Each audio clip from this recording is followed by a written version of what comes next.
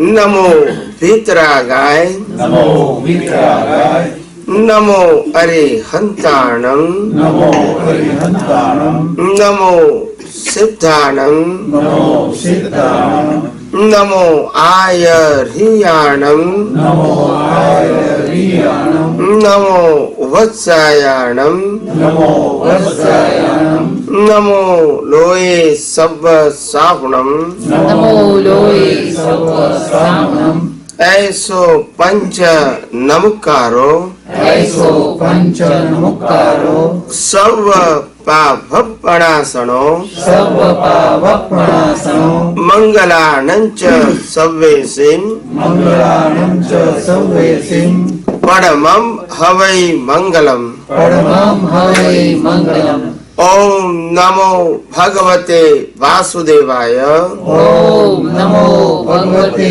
वासुदेवाय ओम नमः शिवाय ओम नमः शिवाय जय सच्चिदानंद जय सच्चिदानंद प्रत्यक्ष दादा भगवाननी साक्षीએ प्रत्यक्ष दादा भगवाननी साक्षीએ વર્તમાને મહાવિદ્ય ક્ષેત્રમાં વિચરતા વર્તમાને મહાવિદ્ય ક્ષેત્રમાં વિચરતા તીર્થંકર ભગવાન શ્રી સિમંદર સ્વામીને તીર્થંકર ભગવાન શ્રી સિમંદર સ્વામીને અત્યંત ભક્તિપૂર્વક નમસ્કાર કરું છું. અત્યંત ભક્તિપૂર્વક નમસ્કાર કરું છું. વાત્સલ્ય મૂર્તિ શ્રી દાદા ભગવાનને વાત્સલ્ય મૂર્તિ શ્રી દાદા ભગવાનને અત્યંત ભક્તિપૂર્વક નમસ્કાર કરું છું. અત્યંત ભક્તિપૂર્વક નમસ્કાર કરું છું. 33 કોટી દેવી દેવતાઓને 33 કોટી દેવી દેવતાઓને અત્યંત ભક્તિપૂર્વક નમસ્કાર કરું છું. અત્યંત ભક્તિપૂર્વક નમસ્કાર કરું છું. વિતરાગ શાસન દેવ દેવીઓને વિતરાગ શાસન દેવ દેવતાઓને અત્યંત ભક્તિપૂર્વક નમસ્કાર કરું છું. અત્યંત ભક્તિપૂર્વક નમસ્કાર કરું છું. નિષ્પક્ષપાતી શાસન દેવ દેવીઓને નિષ્પક્ષપાતી શાસન દેવ દેવીઓને અત્યંત ભક્તિપૂર્વક નમસ્કાર કરું છું. અત્યંત ભક્તિપૂર્વક નમસ્કાર કરું છું. આ ક્ષેત્રના રક્ષક દેવી દેવતાઓને આ ક્ષેત્રના રક્ષક દેવી દેવતાઓને અત્યંત ભક્તિપૂર્વક નમસ્કાર કરું છું. અત્યંત ભક્તિપૂર્વક નમસ્કાર કરું છું. આખા બ્રહ્માંડના જીવ માત્રના રિયલ સ્વરૂપને આખા બ્રહ્માંડના જીવ માત્રના રિયલ સ્વરૂપને અત્યંત ભક્તિપૂર્વક નમસ્કાર કરું છું.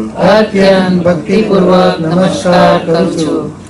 જગતભરના સંત પુરુષોનું યોગ બળ જગતભરના સંત પુરુષોનું યોગ બળ જગતભરના સત્પુરુષોનું યોગ બળ જગતભરના સત્પુરુષોનું યોગ બળ અને પ્રગટ જ્ઞાની પુરુષ દાદા ભગવાનનું યોગ બળ અને પ્રગટ જ્ઞાની પુરુષ દાદા ભગવાનનું યોગ બળ સમસ્ત વિશ્વનું કલ્યાણ કરો, કલ્યાણ કરો, કલ્યાણ કરો. સમસ્ત વિશ્વનું કલ્યાણ કરો, કલ્યાણ કરો, કલ્યાણ કરો. અને કલ્યાણ કરવાનું નિમિત્ત બનવાની અને કલ્યાણ કરવાનું નિમિત્ત બનવાની આમ સૌ મહાત્માઓને આમ સૌ મહાત્માઓને પરમ શક્તિ આપો, શક્તિ આપો, શક્તિ આપો. પરમ શક્તિ આપો, શક્તિ આપો, શક્તિ આપો. જગતના સર્વ જીવો સુખ અને શાંતિને પામો. જગતભરના સર્વ જીવો સુખ અને શાંતિને પામો. જગતના સર્વ જીવો સમાધાનને પામો. જગતના સર્વ જીવો સમાધાનને પામો. જગતના સર્વ જીવો મોક્ષને પામો. જગતના સર્વ જીવો મોક્ષને પામો. જગત કલ્યાણ હો, જગત કલ્યાણ હો, જગત કલ્યાણ હો, જગત કલ્યાણ હો, જગત કલ્યાણ હો. જગત કલ્યાણ હો. નિજ સ્વભાવ સે સદગુરુ નિજ સ્વભાવ સે સદગુરુ આ ગુરુ લઘુ सर्वज्ञ है। गुरु लघु सर्वज्ञ है। सूक्ष्मतमा सिद्ध परम गुरु सूक्ष्मतमा सिद्ध परम गुरु सत्यम निश्चय वन्द्य है सत्यम निश्चय वन्द्य है हे त्रिशकोटि दैवगण त्रिशकोटि दैवगण विश्वहितार्थे स्वागतम् विश्वहितार्थे स्वागतम् जगकल्याणक यज्ञ में जगकल्याणक यज्ञ में मंगलमय द्यो आशीषम् मंगलमय द्यो आशीषम् सिद्ध स्वरूपी मूर्तमोक्ष सिद्ध स्वरूपी मूर्तमोक्ष गलती भूल को माफ दो गलती भूल को माफी दो व्यवहार सद्बुद्धि हो व्यवहार सद्बुद्धि हो निश्चय में अभिवृद्धि दो निश्चय में अभिवृद्धि दो निश्चय में अभिवृद्धि दो निश्चय में अभिवृद्धि दो जय सच्चिदानंद जय सच्चिदानंद जय सच्चिदानंद जय सच्चिदानंद जय सच्चिदानंद जय सच्चिदानंद जय सच्चिदानंद जय सच्चिदानंद जय सच्चिदानंद जय सच्चिदानंद जय सच्चिदानंद जय सच्चिदानंद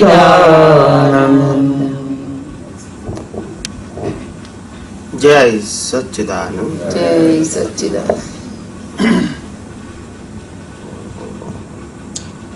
हे श्वेतांगी आबना फरिश्ता हे श्वेतांगी आबना फरिश्ता દીજો સંદેશો મહાવિદે ક્ષેત્રમાં દેજો સંદેશો મહાવિદે ક્ષેત્રમાં જય વિતરાગવેણના કરિશ્મા જય વિતરાગવેણના કરિશ્મા સિદ્ધિ શ્રવણાવો સિમંદરી દેશના સિદ્ધિ શ્રવણાવો સમંદરી દેશના સ્વગ્ન તેજ પૂજ શીત વર્ષી ચંદ્રમા સ્વગ્ન તેજ પુંજ શીત વર્ષી ચંદ્રમા બાહુ પ્રજ્ઞ પૂર્ણ અગ્ન રાગ દ્વેષમા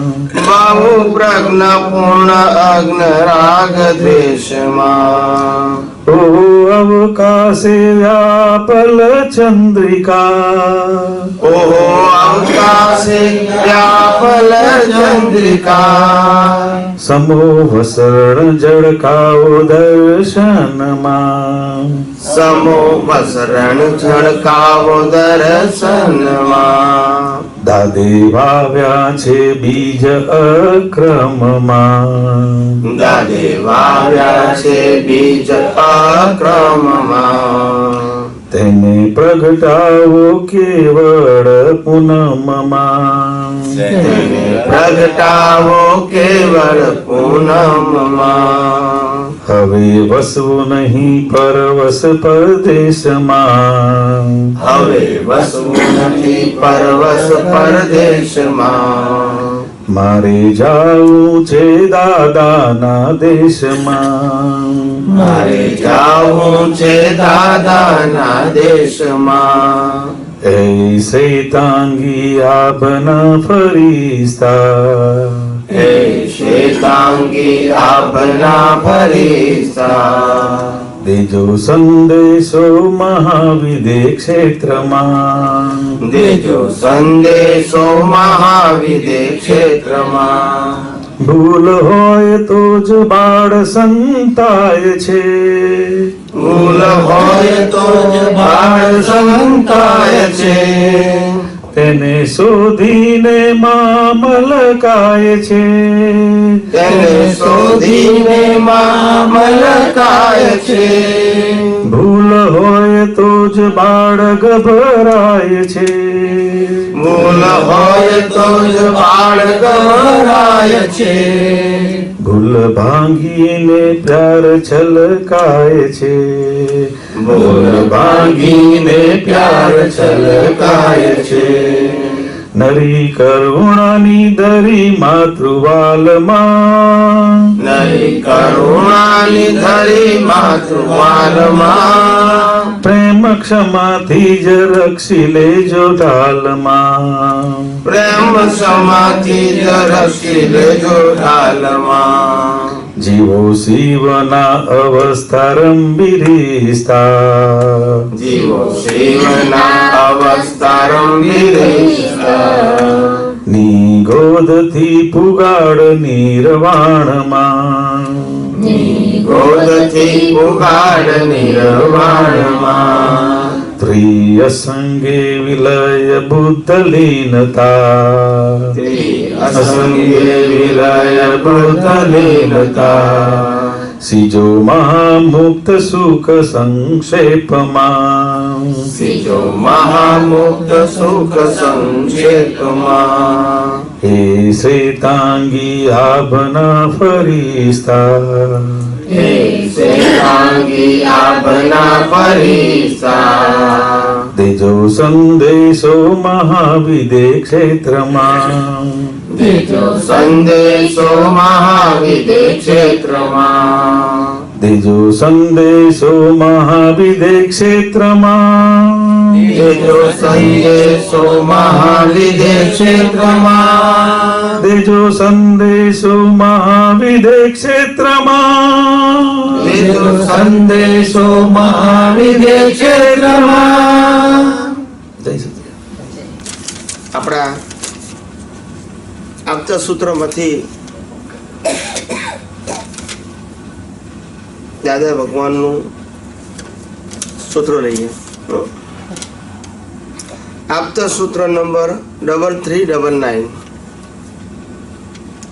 આ વિતરાગ ભગવાન પાછા પોતાનો માર્ગ સાચો છે એવું દબાણ ન કરે. વિતરાગ ભગવાન કેવા હોય તો કે પોતાનો માર્ગ સાચો છે એવું દબાણ ના કરે.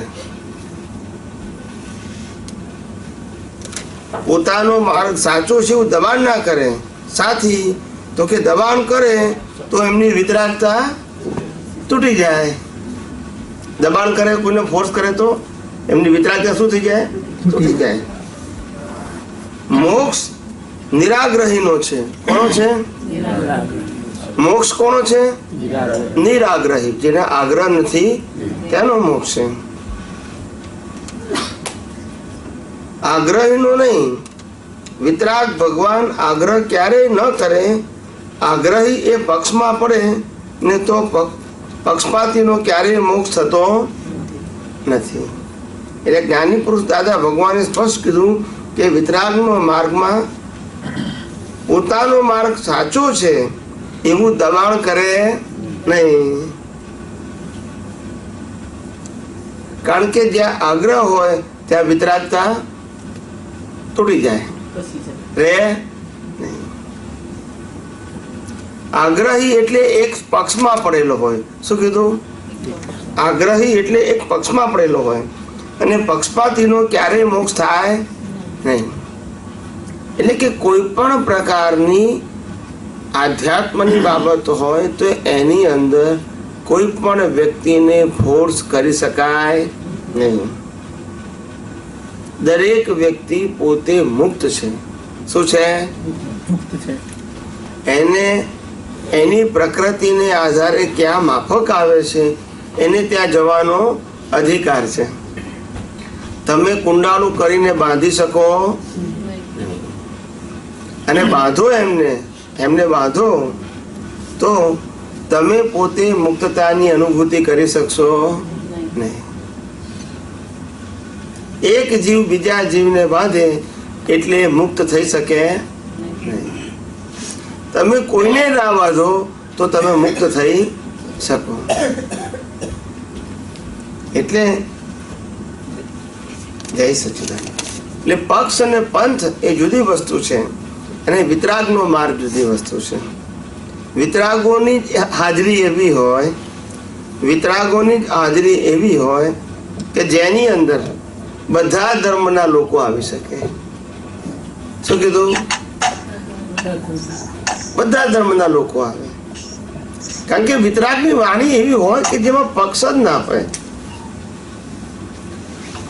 પક્ષ ના હોય, પંથ ના હોય, સંપ્રદાય ના હોય, વ્યક્તિનું વાત ના હોય. શું કીધું? કેવળ વિતરાગતાની વાત હોય, કેવળ વિજ્ઞાનની વાત હોય. ઓટોમેટિક ખેંચાણ જ હોય, આવી જાય. કારણ કે તમે ભાગ ના પાડી શકો ને. તમે ક્યારે કંઈ પણ બોલો કે આ અમારું ને તમારું, ક્યાં તો કોઈ વ્યક્તિનું નામ આવે, ક્યાં તો કોઈ સંસ્થાનું નામ આવે, ક્યાં તો ભૂતકાળમાં થઈ ગયેલા ભગવાનનું નામ આવે, ક્યાં શાસ્ત્રનું નામ આવે. આવું કંઈ પણ આવે તો ભાગલા પડે કે આ અમારું ને આ તમારું. પણ જ્યારે માત્ર વિજ્ઞાનની વાત કરતા હોય તો એમાં કોણ કે આ મારું ને તમારું કહી શકે? સનાતન હોય. વિતરાગ માર્ગ એટલા માટે સનાતન કીધું. આમે મુક્તિનો માર્ગ એ સનાતન છે. પછી વેદાંત હોય કે જૈનિઝમ હોય, બંને સનાતન માર્ગ જ છે. પણ સનાતન માર્ગની અંદર જે કાળક્રમે જે ફાટા પડ્યા એ ફાટા કુદરતી પડ્યા છે. એકને તપનો માર્ગ ભારે સ્વીકાર્યો, એકને તપનો માર્ગ હળવો સ્વીકાર્યો. કેવો સ્વીકાર્યો? સાધુ ભગવંતોએ એકદમ કડક તાપનો માર્ગ સ્વીકાર્યો, ત્યાગનો માર્ગ સ્વીકાર્યો. ખુલ્લા પગે જવું, તાપમાં વિહાર કરવો, ઓવરીને ખાવાનું, રાત્રિ ભોજન ત્યાગ, આ બધું ચુસ્તપણે પાડવા માંડ્યા. કપડા આ બધામાં ચુસ્ત રહી ગયા. જ્યારે વેદાંતોની અંદર જે પરંપરામાં જે સંન્યાસીઓ થયા એ લોકોને ધીમે ધીમે આશ્રમો સ્થાપ્યા, આશ્રમોમાં રહેવા માંડ્યા, બધી જરૂરિયાતની વસ્તુઓ કરવા માંડ્યા. સામે એ લોકો ભણાવવા માંડ્યા બાળકોને. પોતે તો સાધના કરતા હતા, સાથે સાથે બાળકોને પણ ભણાવતા હતા. એટલે આ એક માર્ગ સ્વીકાર્યો કે જ્યાં તમને એટલું બધું કષ્ટ ના પડે જેટલું ત્યાગના માર્ગમાં કષ્ટ છે. પછી પરિવારની પછી તો આશ્રમ સ્થાપ્યો. એટલે પછી આશ્રમની અંદર લગ્ન વ્યવસ્થા કરી એમને, અને એક બાળકની ઉત્પત્તિ પૂરતું કેવું વંશ વારસો ચાલે. તે પેલી પત્ની હોય તે રસોઈને બધું કરાવે અને આ ભણાવે ને વિદ્યા આપે. આવી રીતે આખો આશ્રમની રચના થઈ ગઈ. પણ સરળ માર્ગ સપાવ્યો. કેવો થયો? પેલું જે કડક હતો, જંગલોમાં વિચરવાનું હતું, તપ અને ત્યાગ, ખાવા પીવાનું મળે ના મળે, એટલે એ જે આખો માર્ગ હતો. પછી આશ્રમો છે એ રાજાઓથી ચાલ્યા. કેવી ચાલ્યા? રાજાની સંપત્તિથી. સાધુઓનો માર્ગ પોતાના તપથી, ત્યાગથી, સંયમથી ચાલ્યો. સંસ્થાઓ સપાઈ પણ સંસ્થાના માલિક નહીં. સંઘોને બધું સફાયું કરું પણ એના માલિક નહીં. શરૂઆતમાં પૂછું. અત્યારે ભલે પરંપરા બધી બદલાઈ ગઈ છે, પણ પહેલા એવું હતું નહીં. જૈન એટલે સાધુ એટલે સાધુ. સાધુ તો ચલતા ભલા. શું કીધું? એને શું કે આ સ્થાન મારું ને આ શિષ્યો મારે, એવું હોય જ નહીં ને.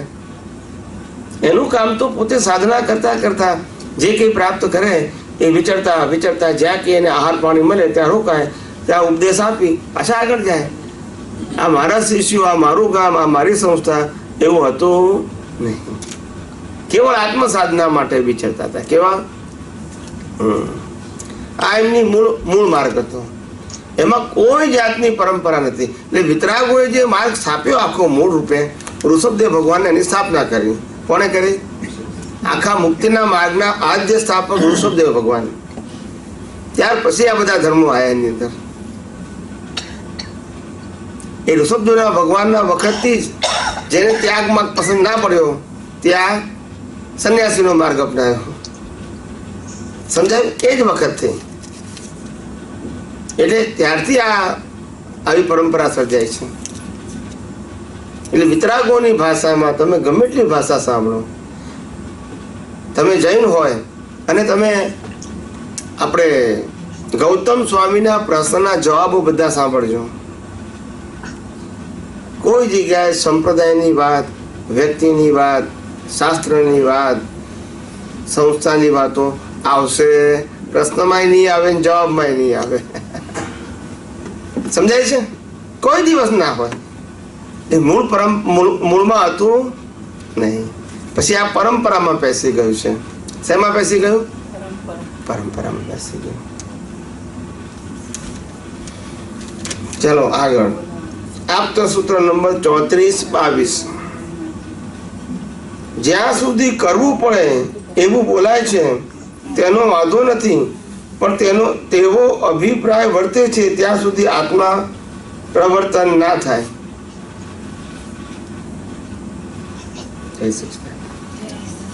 જ્યાં સુધી કરવું પડે, જ્યાં સુધી કરવું પડે એવું બોલાય છે, કરવું પડે એવું બોલાય છે, બોલે છે એનો વાંધો નથી, પણ બિલીફમાં, અભિપ્રાયમાં વર્તવું જોઈએ. મારે આમ કરવું જ પડે અથવા આમ નથી જ કરવું એવું બોલવાનો વાંધો નથી, પણ એવો અભિપ્રાય હોવો જોઈએ. એટલે આપણે કંઈ પણ કરીએ ને, જો આ સાંભળો સમજવાની વસ્તુ છે. આપણે બધાએ સમજવાનું શું છે કે કંઈ પણ ક્રિયા મન વચન કાયા દ્વારા થાય, કરવી પડે એવું ના માનવું. શું કીધું? અને નથી કરવી એવું પણ માનવું. શું થાય છે જોવું એ વિજ્ઞાન છે, કરવું ને ના કરવું વ્યવહાર છે. શું છે? વ્યવહાર એટલે ઉદય કર્મ. આમ કરવું જ પડે, આમ તો ના જ કરાય, એ નિશ્ચયમાં હોવું જોઈએ નહીં, દ્રષ્ટિમાં હોવું જોઈએ નહીં, અભિપ્રાયમાં હોવું જોઈએ નહીં. ઉદયમાં ભલે હોય. સમજાય છે? ઉદયમાં ભલે હોય. એટલે ત્યાં સુધી આત્મા પૂર્વવત ના થાય. ખાનગીમાં અંદર કર્યા વગર થાય જ નહીં એવો અભિપ્રાય વર્તે છે. તે ના જાય ત્યાં સુધી વ્યવસ્થિત પૂરેપૂરું સમજમાં ના આવે. આ વાત ઝીણી તે અને જાડીએ છે. આખો આત્માનો અનુભવ અટક્યો છે. આના કારણે આખો આત્માનો અનુભવ આને કારણે અટક્યો છે. કર્તા પદ એ જ ભ્રાંતિ પદ છે. શું છે? અને ભોગતા પદ એ પણ. આ ભ્રાંતિ જવી એટલી સહેલી નથી. ભ્રાંતિ જવી સહેલી નથી.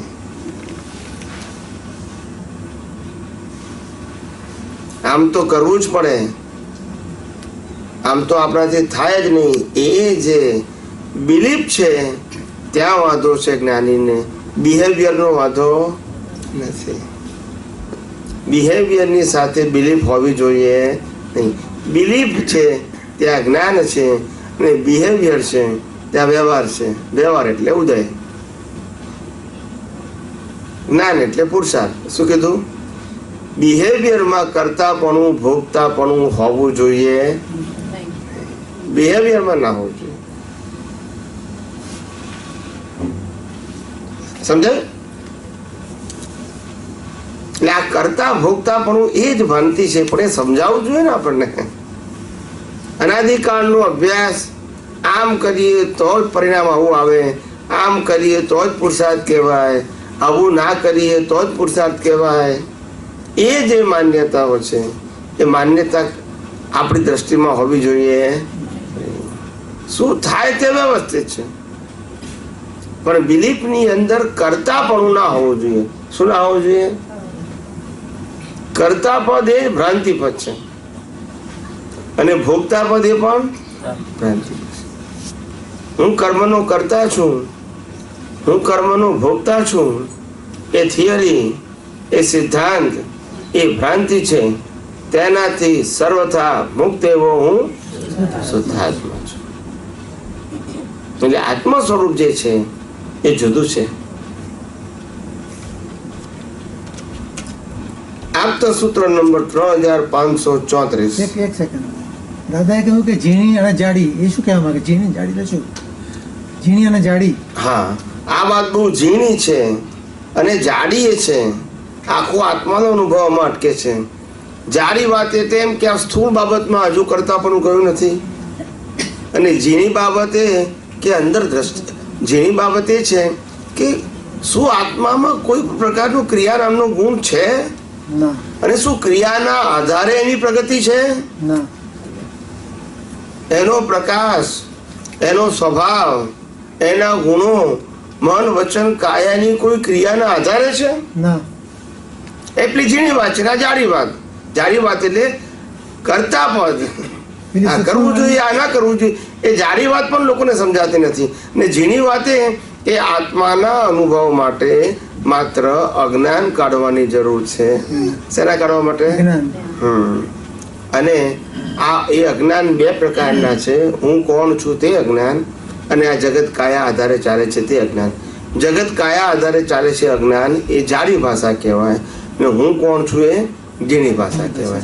પણ જાડી ભાષાનું અજ્ઞાન પણ સિદ્ધાંત ન સમજાય ત્યાં સુધી એ અજ્ઞાન જાય નહીં. બરાબર. સમજ? સિદ્ધાંત ના સમજાય, કારણ કે સિદ્ધાંત ના સમજાવો એટલે કરતાપણું હોય જ. હું કરું છું, તે કરે છે, તેવું કરે છે, આવી જ જાય દ્રષ્ટિમાં. બરાબર. એટલે જાડી ભાષામાં એવું છે. ને ઝીણી ભાષામાં આત્માને તમારા કોઈ પણ પ્રકારના મન વચન કાયા કે ભાવના પુરુષાર્થની જરૂર નથી. એ સ્વભાવ છે. શું છે? સ્વભાવ. એનું અસ્તિત્વ કાયમી, એના ગુણો કાયમી, એનો સ્વભાવ કાયમી. એને તમારી કોઈ ટેમ્પરરી ક્રિયા પુરુષાર્થ કે અનુભવની જરૂર નથી. તમારો પુરુષાર્થ તો તમે અનાદિકાળથી જે અજ્ઞાનને જ્ઞાન તરીકે સ્વીકાર્યું છે એ અજ્ઞાનને અજ્ઞાન તરીકે સ્વીકારો, એવી સમ્યક દ્રષ્ટિ નો ઉપયોગ રાખવો, એનું નામ જ્ઞાનનો પુરુષાર્થ. બરાબર. મિથ્યા દ્રષ્ટિ છે એની સાથે સમ્યક દ્રષ્ટિ રાખો, એ જ્ઞાનનો પુરુષાર્થ. બરાબર. એટલે મિથ્યા સ્વરૂપે ટકે નહીં. સમજાયું? જય સચિદાનંદ.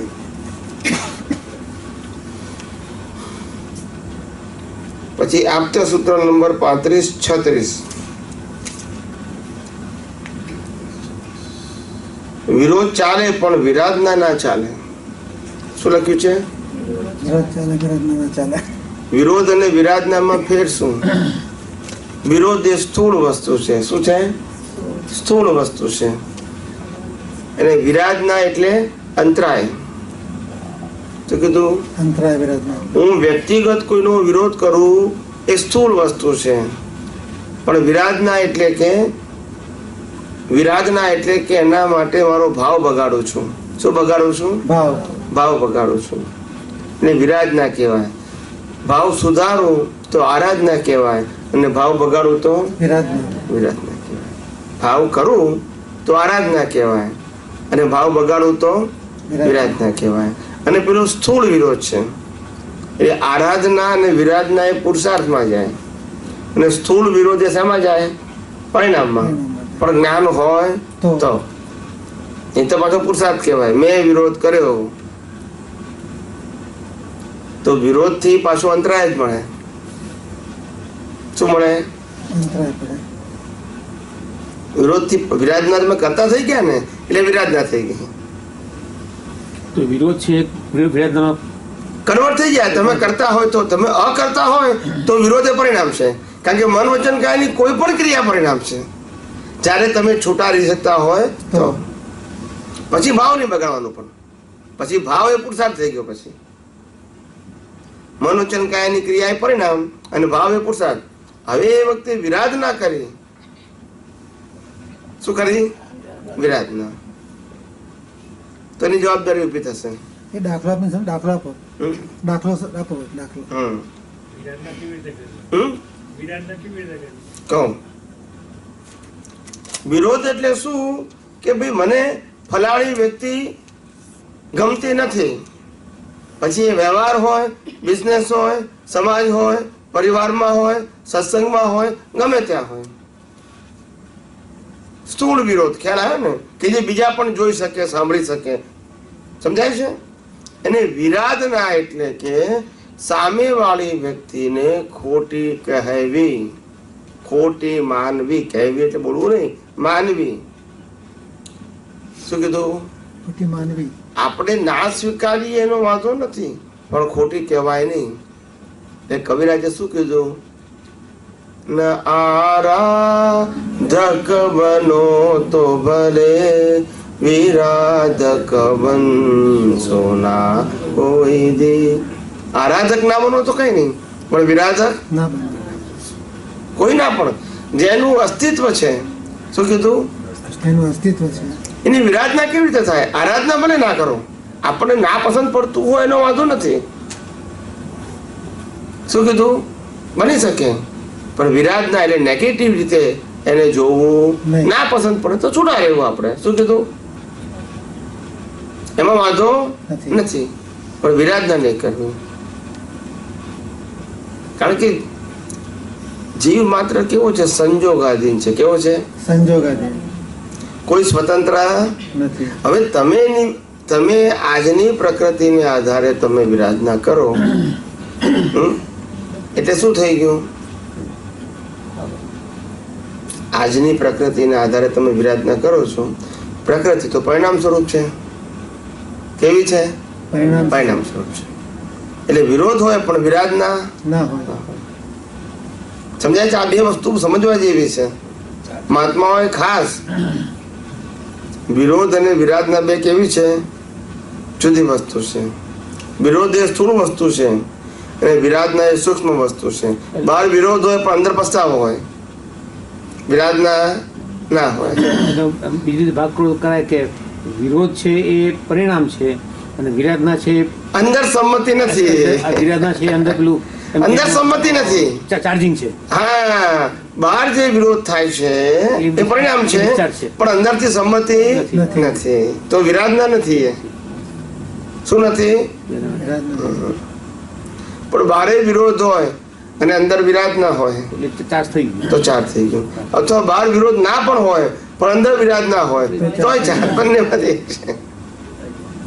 અંદર છે ચાર્જિંગ નું છે અને બહાર છે ડિસ્ચાર્જ. પરિણામ. છૂટું રહેવું એટલું સહેલું નથી. શેનાથી? મન, બુદ્ધિ, ચિત્ત, અહંકાર, વાણી અને એક્શન થી છૂટું રહેવું એટલું સહેલું નથી. જ્ઞાન મળ્યું હોય તો બી બંધન ખરું એમ? બધાને બંધન હોય. જ્ઞાની પુરુષ દાદા ભગવાનને બંધન હોય. 360 ના થાય ત્યાં સુધી બંધન હોય જ. શું કીધું? 360 ડિગ્રીનું કેવળ દર્શન થાય ત્યાર પછી નવું બંધન ના થાય.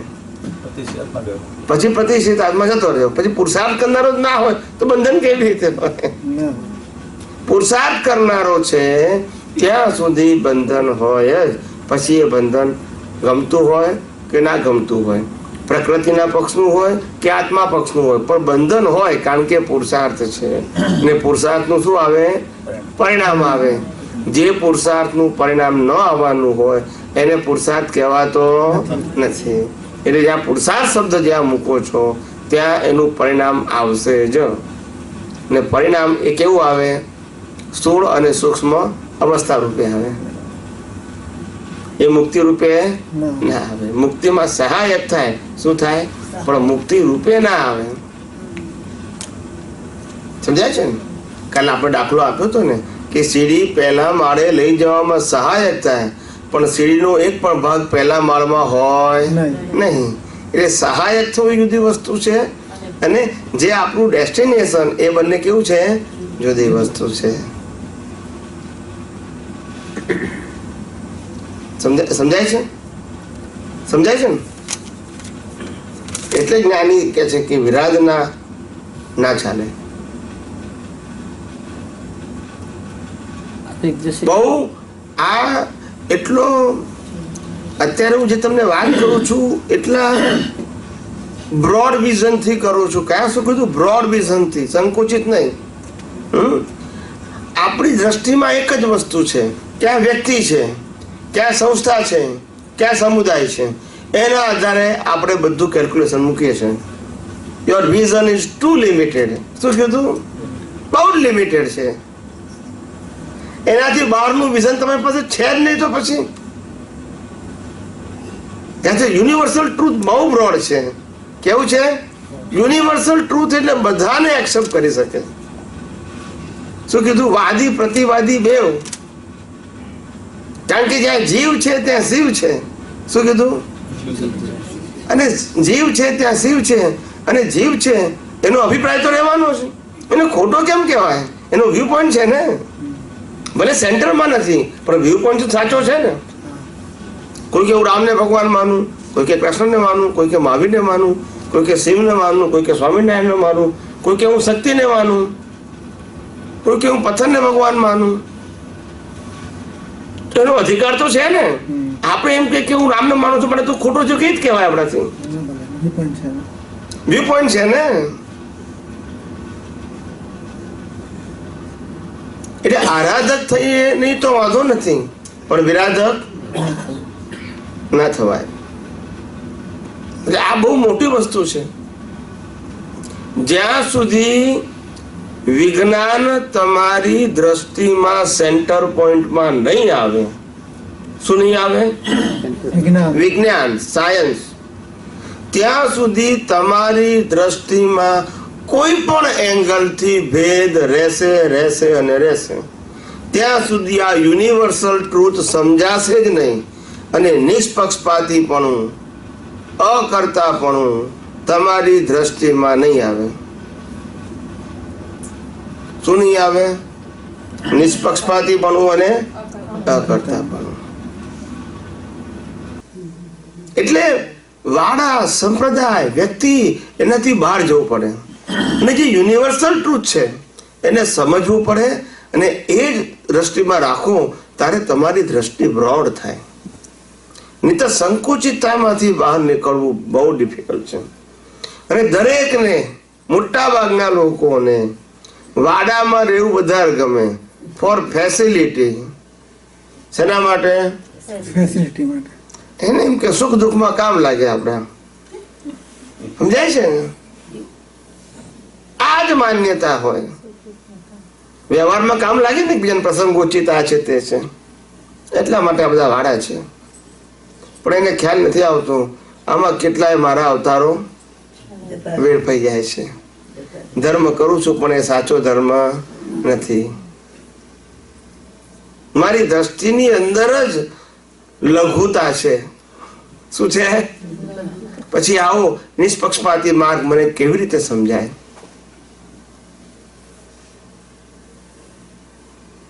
દ્રષ્ટિમાં વિશાળતા હોવી જોઈએ. મારું તે સાચું જેવું માનો ને તો પ્રગતિ ના થાય. સાચું તે મારું માનો તો પ્રગતિ થાય. શું કીધું? સાચું તે મારું. મારું તે સાચું માનો તો કુંડાળું છે. આપણે પૂર્ણ થયા નથી અને પકડ રાખી તો શું થાય? માટે સાચું તે મારું. પછી શું વાંધો છે? પછી વાંધો આવે કઈ? જે પણ કઈ જ્યાંથી પણ આપણને સાચું મળતું હોય એને સ્વીકાર કરવો. પણ મારું સાચું કહીએ તો પછી શું થાય? પછી બહાર નીકળાય. મેં કેટલી વખત સત્સંગમાં જાહેરમાં કીધું, મેં કીધું નિષ્પક્ષપાતી થવા માટે સંકુચિતતા કાઢી નાખો. અને સંકુચિતતા શેની છે? વ્યક્તિના નામની. શેની છે? પહેલી ભક્તિના નામ વ્યક્તિના નામની, પછી સંસ્થાના નામની. ખ્યાલ આવ્યો? પછી ગ્રુપ હોય એનું નામ. આ અમારું ગ્રુપ ના તમારું ગ્રુપ. આવા બધા વાડા વાડા કરીને જ્ઞાન આખું એટલું સીમિત કરી નાખ્યું કે જેને જ્ઞાન વાડામાં જ હોય ને એવું કરી નાખ્યું. પણ એ પરિણામ નહીં. હે? પરિણામ ખરું, પણ આપણી દ્રષ્ટિ શું કે છે એ તો વાત આવી આખી. શું આવ્યું? આપણી દ્રષ્ટિમાં છે ને વાંધો ત્યાં છે. જ્ઞાની કે છે તું ચોરી કરે છે એનો વાંધો નહીં, જૂઠું બોલે એનો વાંધો નથી, પણ તારો અભિપ્રાય શું છે કે ચોરી કરવી જોઈએ, જૂઠું બોલવું જોઈએ? નહીં. અભિપ્રાય તો સાચો હોવો જોઈએ ને. વર્તન પ્રમાણે વર્તન આપણું ભલે લિમિટેડ ઝોનમાં હોય, ઉદય કર્મમાં અધીન લિમિટેડ ઝોનમાં વર્તું હોય, પણ આપણું દર્શન લિમિટેડ હોવું જોઈએ. દર્શન બ્રોડ હોવું જોઈએ, આપણી સમજણ બ્રોડ હોવી જોઈએ. ભલે ઉદય ગમે તે હોય. સમજાય છે કે નહીં? આજે જ્ઞાની પુરુષ દાદા ભગવાન કે જેમને આ અક્રમ માર્ગ આપ્યો, એ અક્રમ માર્ગની અંદર એક જ ધર્મના લોકો આયા? ચંદ્રેશભાઈ? હે? બધા કેમ? બધા કેમ આયા ત્યાંથી? જ્ઞાન માટે સાયન્સ છે એટલે વિજ્ઞાન છે. બરાબર છે, વિજ્ઞાન માટે બધા અહીંથી આયા ને. જ્યારે ત્યાંથી છૂટીને અહીંયા આગળ આયા ત્યારે સંસાર માટે આયા હતા કે જ્ઞાન માટે આયા હતા? અને પછી આજે પકડશે ને કે જ્ઞાનની કે સંસ્થાની? બોલતા નથી. પેલી સંસ્થામાંથી આ સંસ્થામાં આવે ત્યારે સંસ્થા વચ્ચે ના આવી. અહીંથી પેલા જવાનું તો ક્યાં સંસ્થા? અને આપણું સેન્ટર પણ જ્ઞાન હતું કે સંસ્થા હતું? હું તો જૈન ધર્મમાં હતો. અમારી જૈન ધર્મની સંસ્થા 2600 વર્ષ જૂની છે. સંસ્થામાં તો વાંધો હતો જ નહીં. વાંધો ક્યાં હતો? જ્ઞાનમાં. દાદા પટેલ શેના માટે આયા? આપણે જ્ઞાન માટે આયા. આજે પણ આપણે આગળ જઈએ શેના માટે જવાનું છે? જ્ઞાન માટે. આપણે સંસ્થાને ખોટી નથી કહેતા, પણ જ્યાં જ્ઞાન મળે ત્યાં આપણે જઈ શકીએ ને. દુનિયામાં આટલી બધી સંસ્થાઓ છે, આપણું કામ કઈ ખોટી છે? આપણે ક્યાં કહેવાની જરૂર છે ખોટી છે? પણ આપણે ક્યાં જવું હોય તો આપણો પ્રશ્ન ખરો કે નહીં? આજે ન્યૂ જર્સી હોય કે ન્યુયોર્ક હોય, એમાં 1000 રેસ્ટોરન્ટો છે, બરાબર છે, ઇન્ડિયન રેસ્ટોરન્ટ દાખલા તરીકે. પણ આપણે જવું ક્યાં તો આપણો પ્રશ્ન ખરો કે નહીં? આપણે એક જ જગ્યાએ જઈને બીજી જગ્યાએ બધું ખોટી જવું કહીએ છીએ? પ્રશ્ન ક્યાં આવે છે? ધર્મની બાબતમાં કેમ એવું થાય છે? હે? આધ્યાત્મિક બાબતમાં ચૂઝ કરીએ છીએ, બીજી બધી જગ્યાએ જાય નહીં. એ આપણી સમજણની જડતા છે. કારણ કે આપણું મેં શું કીધું પહેલા કે આપણે કોઈ પણ ધર્મને અનુસરીએ છીએ ત્યારે એટલી સંકુચિતતા છે કે ધર્મ એટલે શું કે વારંવાર એક જગ્યાએ જવું, એક જગ્યાએ સાંભળવું, એક જ ગ્રુપનાને મળવું, અને આ ગ્રુપની અંદર જવાથી આપણો વ્યવહાર હચવાય અને શુભાશુભ માર્ગે હચવાય. વિજ્ઞાન સાથે લેવા દેવા જ નથી. લેવા દેવા જ નથી. સંકુચિતતા અને સાયન્સ બે વસ્તુ સાથે હોય જ ના શકે. કેવી રીતે હોઈ શકે? તમે આજે કુવાનો દેડકો હોય એની દુનિયા કેટલી હોય? પછી કે મને આખું બ્રહ્માંડ દેખાય જ ને, પણ કેટલું? કુવા જેટલું. એ કે છે આ કુંડાળની બહાર છે જ નહીં તો પછી દુનિયા, પછી એનું દુનિયા કેટલી થઈ ગઈ? એમ તમને કહેવામાં આવે કે જે છે બધું અહીંયા જ છે, આની બહાર કશું નથી. તો તમારું જ્ઞાન શું થઈ ગયું? જ્ઞાન એટલે શું એ જ ખબર નથી આપણને. જો બેઝિક વસ્તુ જ્ઞાન એટલે શું એ જ ખબર નથી. જ્ઞાન એટલે એવો પ્રકાશ કે જે આખા બ્રહ્માંડમાં વ્યાપક હોય અને કોઈ જગ્યાએ વિરાજના ના હોય. શું ના હોય? એટલો વ્યાપક હોય. આરાધના ભલે ના હોય, વિરાજના ના હોય. ઘણી વખત તમે કહો છો ને કે આપણે સંસ્થામાં આમાં પડી રહે છે કે આપણું બધું સચવાઈ રહે. હા, વ્યવહાર. પણ દાદા કહેતા તો બધે જવાય, અને આપણે જઈએ છીએ તો ઘણી વાર બધાને એવું થાય છે કે અહીં જાય છે, અહીં જાય છે, અહીં જાય છે, ટીકા થઈ જાય છે. ટીકાને આપણે ના ગણીએ, પણ છતાં ઘણાને આપણા માટે ભાવ પેલો અંતરાય લાવી દે છે.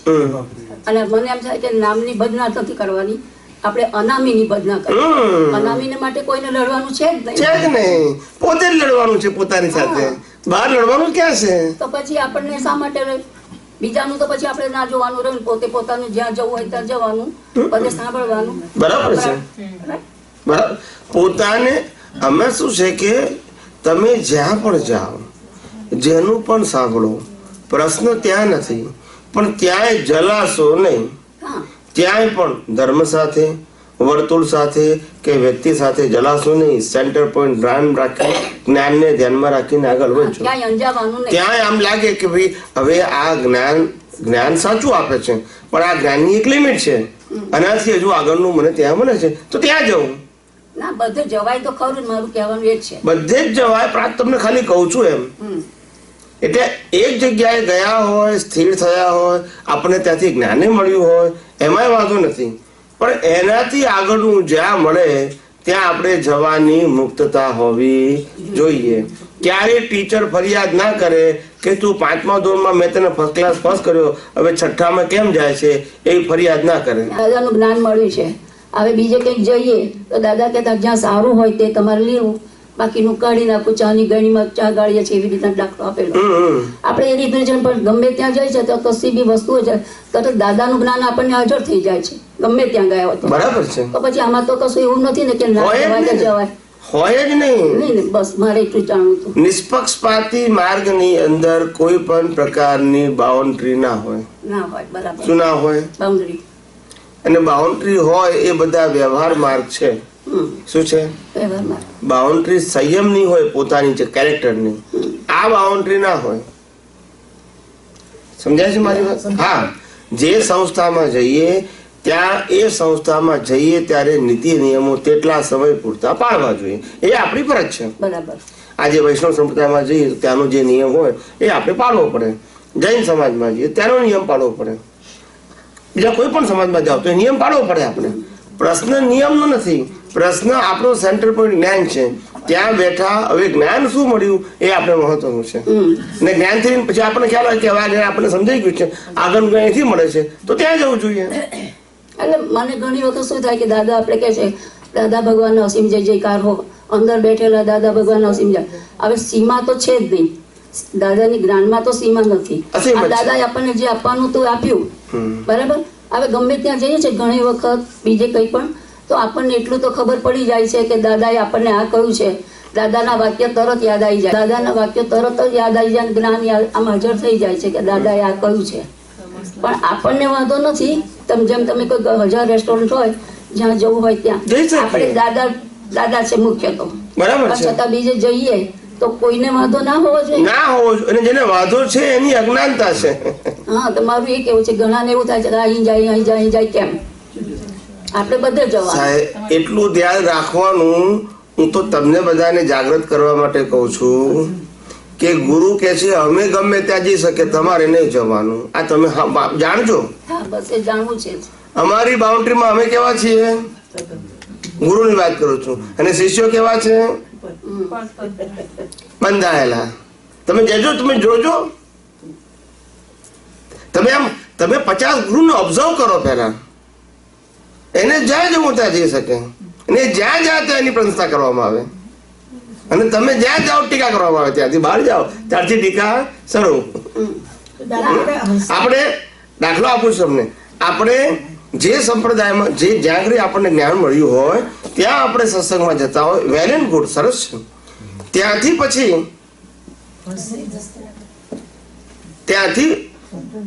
પછી એ જ ધર્મની બીજી બ્રાન્ચમાં જઈએ તો પાછો વાંધો પડી જાય. શું કીધું? એ જ ધર્મની બીજી બ્રાન્ચમાં જઈએ તો વાંધો પડી જાય. પાછો એ ધર્મમાંથી બીજા ધર્મમાં જઈએ તો કે આ પાછો ધર્મ બદલી નાખ્યો. પાછો એ બીજા ધર્મની જગ્યાએ કોઈ માતાજીને પૂછીએ, બીજી કોઈ શક્તિને પૂછીએ તો પાછા કહે છે કે આ તો દોરા ધાગામાં પડી ગયો. ના, પણ બીજા લોકો નથી કહેતા. હું આની જ વાત કરું છું કે કુંડાળામાં હતા એ લોકો જ કે છે, એમ કહું છું. બહારના નથી કહેતા. જેટલું કહેશે કુંડાળામાં ફિટ થયા એ લોકો જ બોલશે. તમે 4 જગ્યાએ જશો તો ફરિયાદ એ લોકોને હશે, બાકી નામ નહીં હોય. ત્યાં બસ કારણ કે એ લોકોએ માનેલું છે કે તમે કુંડાળાના મેમ્બર છો અને બહાર ગયા એટલે અમે ફરિયાદ કરીએ છીએ. હા મૂકો. હા, બસ હવે ખ્યાલ આવ્યો મને. સમજાય છે? સમજાયું. તમે અહીંથી આ તો જોવા દો, આપણા હિન્દુ ધર્મમાંથી મુસલમાન ધર્મમાં જાઓ તો બધા ટીકા કરે. ખ્યાલ આવ્યો? અને એ જગ્યાએ કોઈ સંત જાય મસ્જિદમાં તો કે આ તો ક્યાં નિષ્પક્ષપાતી છે. દર્શન આપવા ગયા શિષ્યોને જોવાની દ્રષ્ટિ ઊંધી છે. કેવી છે? શિષ્યોને જોવાની દ્રષ્ટિ ઊંધી થઈ ગઈ છે ત્યારે, કારણ કે શિષ્યો પોતે જ દ્રષ્ટિમાં કુંડાઓ લઈને બેઠા છે. અહીંયાથી એમના ગુરુ જૈન ધર્મમાંથી સ્વામિનારાયણ જાય ને તો કે હા હા એમને મળવા ગયા, પમાડવા ગયા કે છે. અહીંથી તમે ગયા તો તમારે પામવા નહીં જવાનું, એમને પામવાનું ગમે તેને, આ શિષ્યો મૂકી નહીં. તમારે પામવા મળે ત્યાં ના જવાય. જુઓ તમે કેવા બંધાયા છો, તમારી જાતે ખુલ્લા મનથી વિચારજો. હું તમને સ્ટેટમેન્ટ નથી કરતો, તમારું વિઝન બ્રોડ કરવા આવ્યો છું. શેના માટે આવ્યો છું? સંકુચિતતામાંથી બહાર નીકળો અને સનાતનતાને સ્વીકાર કરવાનું શીખો, અથવા સનાતનતાને સમજવાનું શીખો. એ કુંડાળાની બહાર નીકળો. કુંડાળું એટલે ફિઝિકલ નથી કહેતો, આપણી દ્રષ્ટિમાં કુંડાળું છે માટે આપણને કુંડાળું લાગે છે. ખ્યાલ આવ્યો છે? દ્રષ્ટિમાંથી કુંડાળું બહાર કરી નાખો. જ્યાં જ આવતા બધાને રિસ્પેક્ટ આપતા શીખો. અહીંયા આપણને જ્ઞાન મળ્યું, આગળ વધો આપણે. અહીંયા મળ્યું, આગળ વધો આપણે. એટલું ધ્યાન રાખજો. મેં પહેલા એ વારંવાર તમે કહું છું, તમારા આત્માને તમારા જ્ઞાનની, પુરુષાર્થની, અનુભવની જરૂર નથી. બરાબર કે નહીં સાહેબ? કે છે આત્મા અણગાન વાળો છે કે બનાવવાનો છે? અનંત સુખ વાળો છે કે બનાવવાનો છે? અવિનાશી છે કે બનાવવાનો છે? તમામ પ્રકારના કુંડાળાથી મુક્ત છે કે બનાવવાનો છે? આપણે પોતે આપણી દ્રષ્ટિમાં શું કર્યું છે? અને કુંડાળાને જ માની કે બસ આ જ આપણા માટે હવે અલ્ટિમેટ છે. શું માની લીધું? દરેક અવતારમાં આ જ કર્યું છે. જ્ઞાનીઓ નથી કહેતા પાછો, જ્ઞાની નથી કહેતા, કોઈ જ્ઞાની એવું ના કહે. રામ, કૃષ્ણ, મહાવીર કોઈ એવું નથી કીધું કે તમે અહીંથી બહાર ના જશો, મને જ માનજો, મને જ સ્વીકારજો, એવું ક્યારે કીધું નથી. એમને મહત્તા કોની આપી છે? જો તમે ગીતા વાંચો, વેદાંત વાંચો, જૈનના આગમ વાંચો, બધામાં મહત્વ જ્ઞાનનું છે. ધર્મની કે વ્યક્તિની વાત હશે. પણ પછી જે સંપ્રદાયો થઈ જાય છે એ એમ કે છે કે આ જ સંપ્રદાયમાં જ્ઞાન છે, ના એથી જ તમને મુક્તિ મળશે. મારી વાત સમજાય છે? તમે ગીતામાં જાઓ ને તો કોઈને કોણ કે ગીતા હા છેલ્લો ગ્રંથ, એની આગળ કશું જ નથી. પછી આપણે ત્યાં 4-6 મહિના ગીતા સમજવા માટે જોઈએ. એટલે એ લોકોને લાગે કે 4-6 મહિના, વર્ષ 2 વર્ષ થાય એટલે તમે શિષ્ય ફોલોઅર થઈ ગયા પાકા.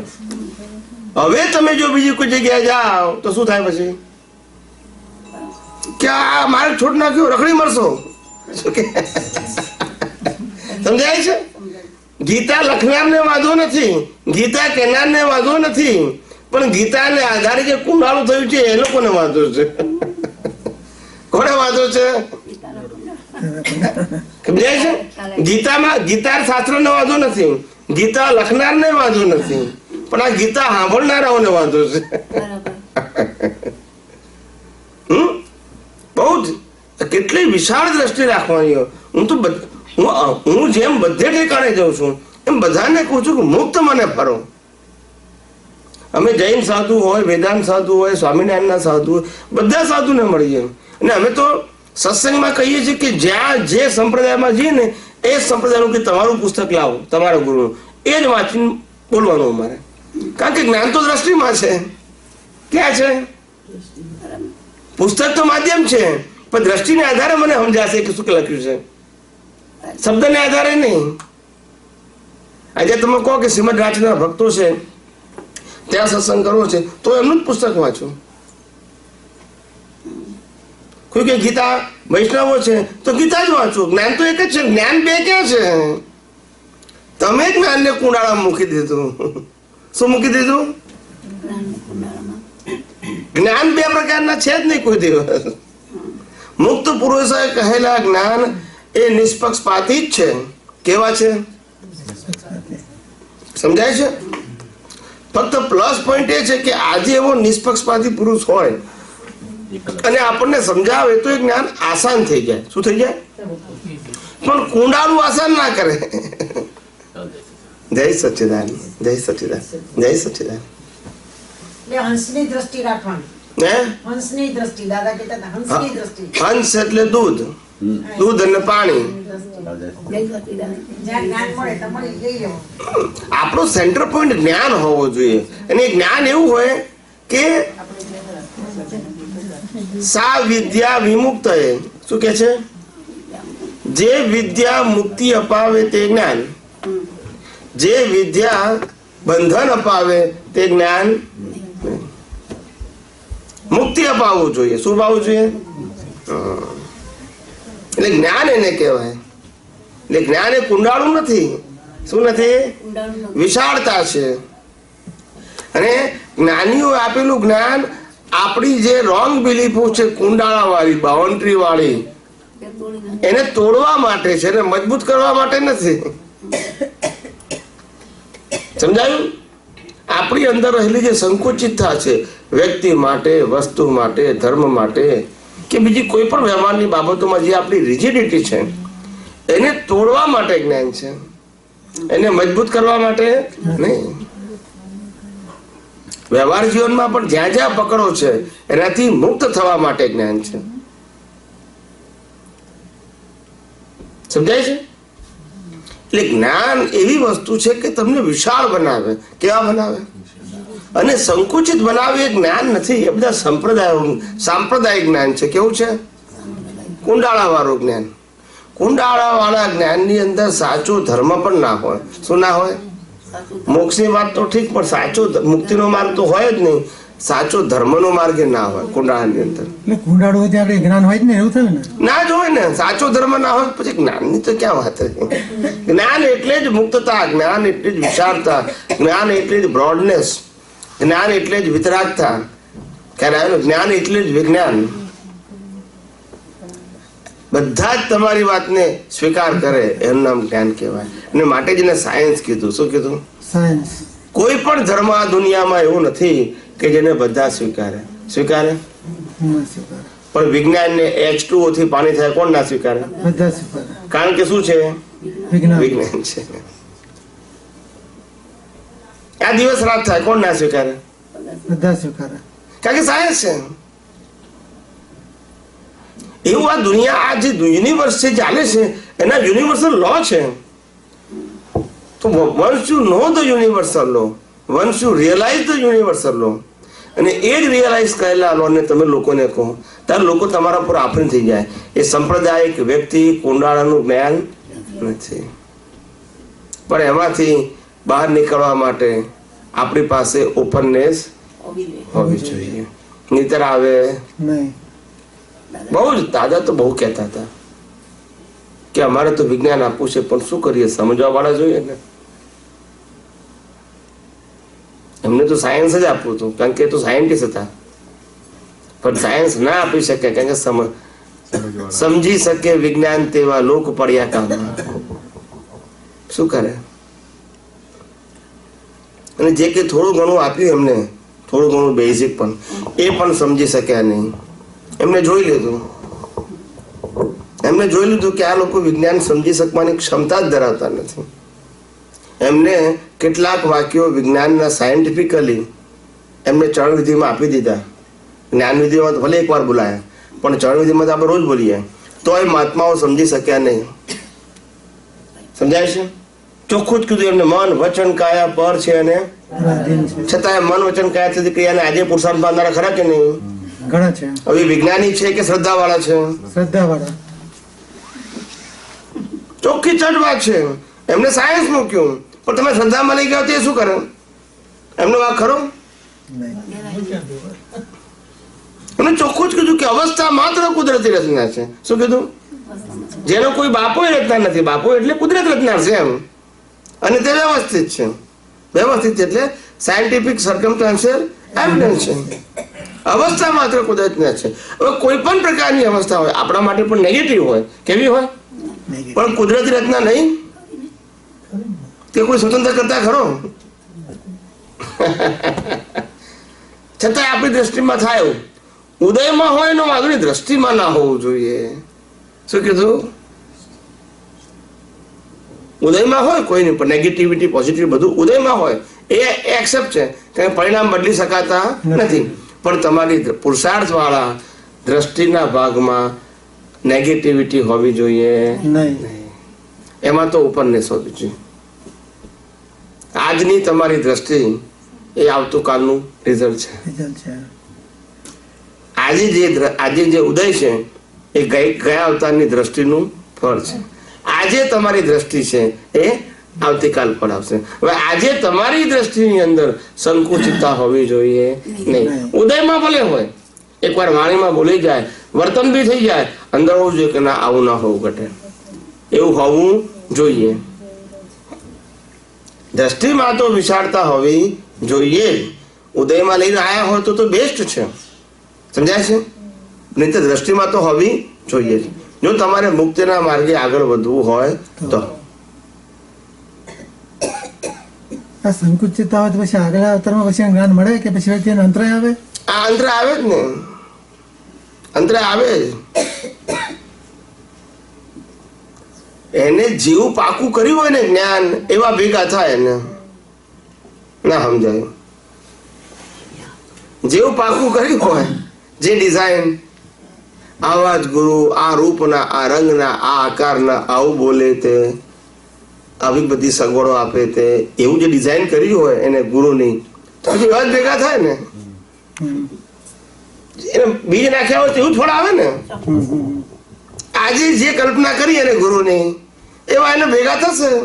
બરાબર છે. સમજાય? એટલે બહુ સમજવા જેવું છે વિજ્ઞાન. વિજ્ઞાન એટલે જ વિશાળતા, વિજ્ઞાન એટલે ખુલ્લાપણું, ઓપનનેસ. વિજ્ઞાન એટલે બધાને સમાઈ શકે અને છતાં સેન્ટર છૂટે નહીં. સેન્ટર ના છૂટે અને વિશાળતા આવે ત્યારે વિજ્ઞાન કહેવાય. હું તો પોતે શુદ્ધાત્મા છું જ કોઈ પણ સંજોગોમાં. પણ આ વિજ્ઞાન શું કરે છે? તમારી પરિણામ વાળી દ્રષ્ટિમાં જે સંકુચિતતા લઈને આવ્યા છો તે પુરુષાર્થ વાળી દ્રષ્ટિમાં એ વિશાળતા લાવે છે. પરિણામ વાળી દ્રષ્ટિમાં ભલે સંકુચિતતા લાવ્યા હોય, પણ પુરુષાર્થ વાળી દ્રષ્ટિમાં શું લાવે છે? વિજ્ઞાન વિશાળતા લાવે છે. કે આ જગતમાં શું કોઈ ધર્મ આપણને મોક્ષે લઈ જાય? કોઈ પણ ધર્મ ના. ધર્મ એટલે પછી ટ્રેડિશન થઈ ગઈ. શું થઈ ગઈ? ટ્રેડિશનલ. એક જ ધર્મ છે એનાથી મોક્ષે જવાય કે જે ધર્મ મન વચન કાયાથી પાળવાનો નથી તે ધર્મ, અને તે ધર્મ છે આત્મધર્મ, જેને કૃષ્ણ ભગવાને સ્વધર્મ કહ્યું. બીજા કોઈ ધર્મથી મુક્તિ નથી, ગમે તે ના હોય, મુક્તિ નથી. શુભાશુભ માર્ગ છે. કેવો માર્ગ? શુભાશુભ. શુભાશુભ.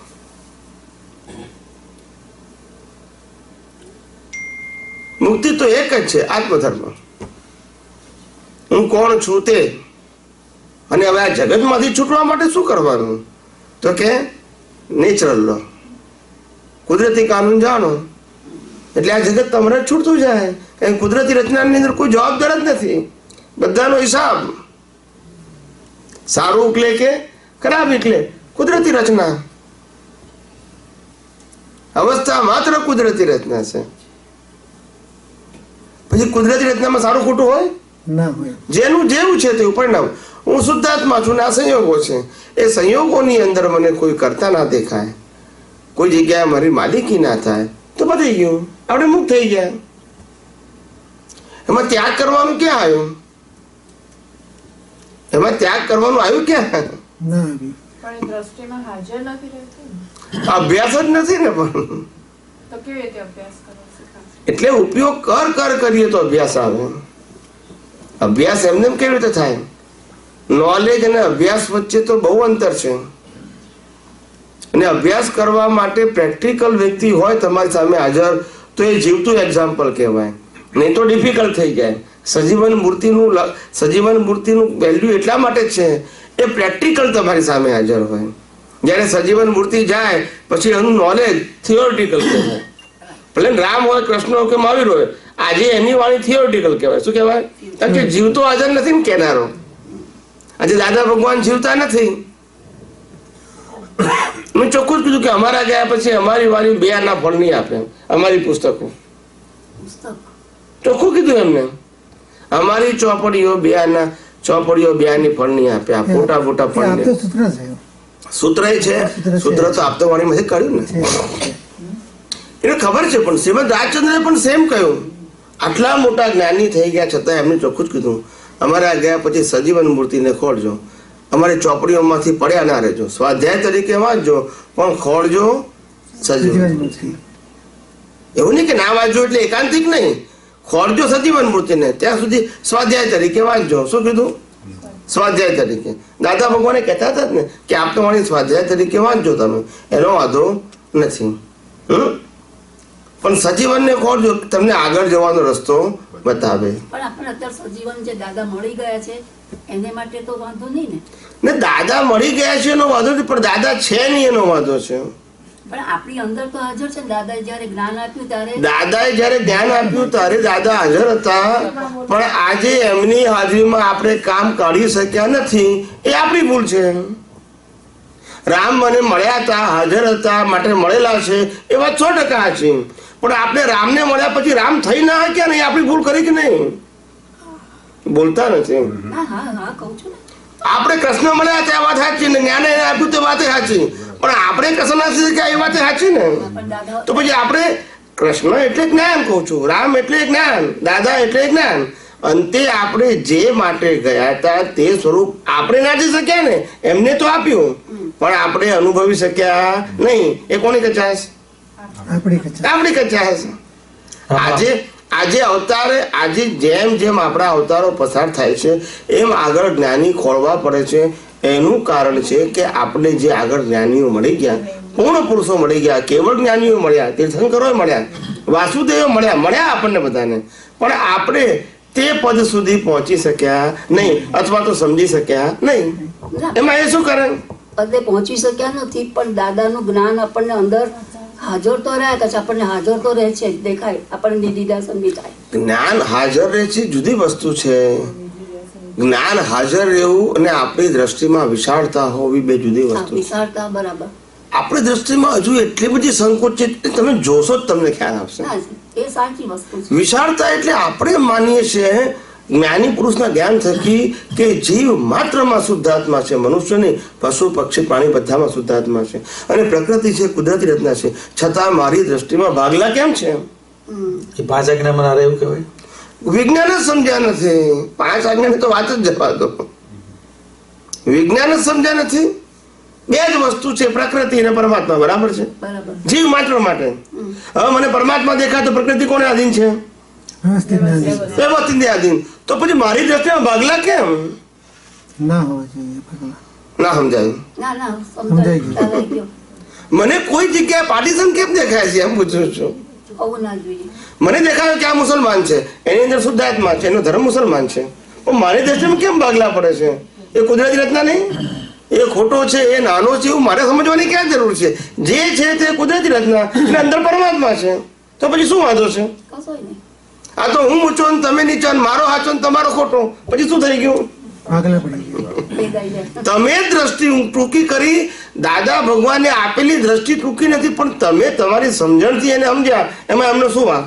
કશો નહીં. પછી આપણે માની બેસે કે દાદા ભગવાન મળી ગયા છે, એ શું કરે? ના, પણ આપણે એવું લઈને આવ્યા તો આપણે શું વાત?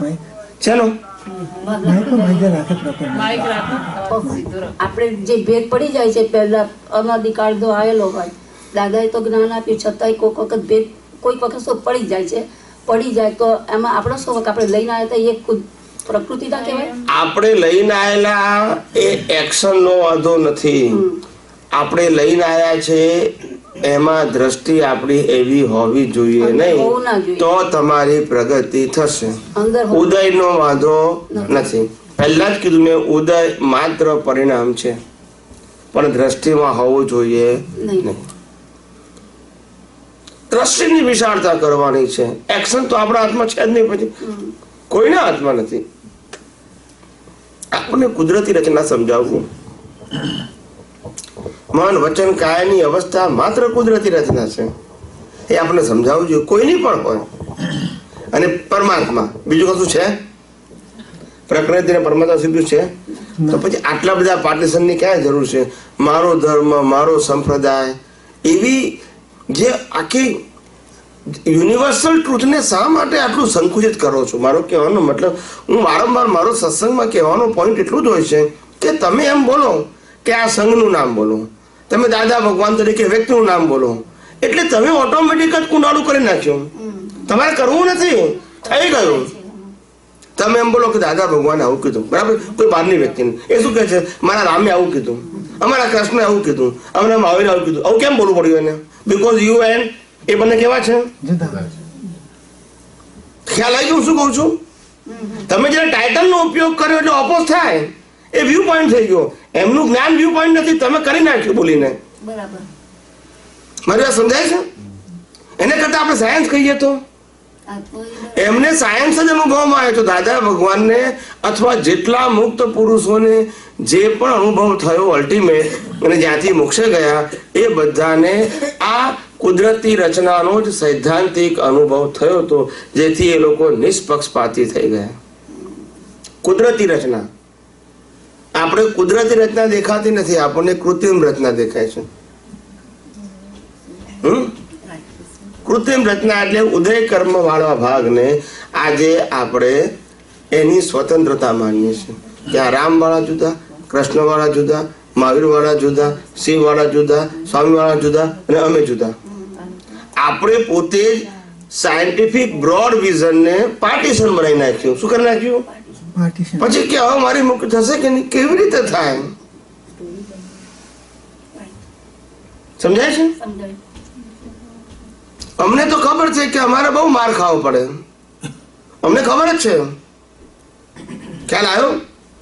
સાંપ્રદાયિક ટ્રુથમાંથી યુનિવર્સલ ટ્રુથમાં જવું ઇટ ઇઝ વેરી ડિફિકલ્ટ. તમારે તો હજુ શરૂ છે, અમારે બહુ ડિફિકલ્ટ છે. કેવી રીતના? કેવી રીતે?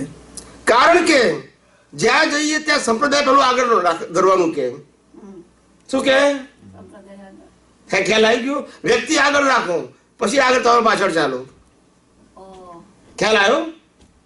એ લોકોનો ઓપિનિયન જ એવો હોય. મજબૂત કોણે કરો? સંપ્રદાયને. મજબૂત કોણે કરો? આ માર્ગના સ્થાપકને. ના સમજાવ, વિજ્ઞાનને નહીં. તમે જોજો, માર્ગ કરજો. તમે સમજાય છે? યુનિવર્સલ ટ્રુથની વાત ના કરો તમે. દાદા ભગવાને શું કીધું એટલું જ તમારે પોપટની જેમ બોલવાનું. તો હવે રાજી જ છીએ બધા. ના સમજાયું? સમજાય છે? આજે સ્વામિનારાયણ ધર્મમાં જવું ને, સ્વામિનારાયણ ધર્મ ભગવાનની વાત કરું કે સ્વામિનારાયણ આવું કીધું છે, આવું કીધું છે, અહીં થાય કે ના થાય? બધા કૃષ્ણ ભગવાનમાં જવું ને, ગીતામાં કૃષ્ણ આવું કીધું, થાય થાય કે નહીં? તો આપણે એ જ વાત કરવાની છે. એ સાયન્સ છે? એ સાયન્સ છે કે સાયન્સ વ્યક્તિ વિશેષથી ઉપર હોય? બોલો ને સાહેબ. ના એમ નહીં. અરે આપણે ના સાંભળીને વાત જોવા, કોણ સાંભળે છે એની વાત જવા દો ને. આપણે આપણી દ્રષ્ટિ ક્લિયર કરી લેવાની. દાદા કહેતા હતા સબ સબકી સમાનો, એમ આપણે ક્લિયર થઈ જવાનું. સમજાય છે? આપણે ક્લિયર થઈ જવાનું. સમજાય છે કે નહીં? આપણી અંદર કોઈ જગ્યાએ સંકુચિતતા હોવી જોઈએ નહીં દ્રષ્ટિમાં. એટલી ક્લેરિટી આપણી હોવી જોઈએ. એટલે માણસ પોતે કહે છે કે મને અનુભવ કેમ થતો નથી, એનું કારણ પોતે જ છે. અનુભવ કરવો છે અલ્ટિમેટ નો, ને દ્રષ્ટિમાં કુંડાળું રાખવું છે. બોલતા નથી.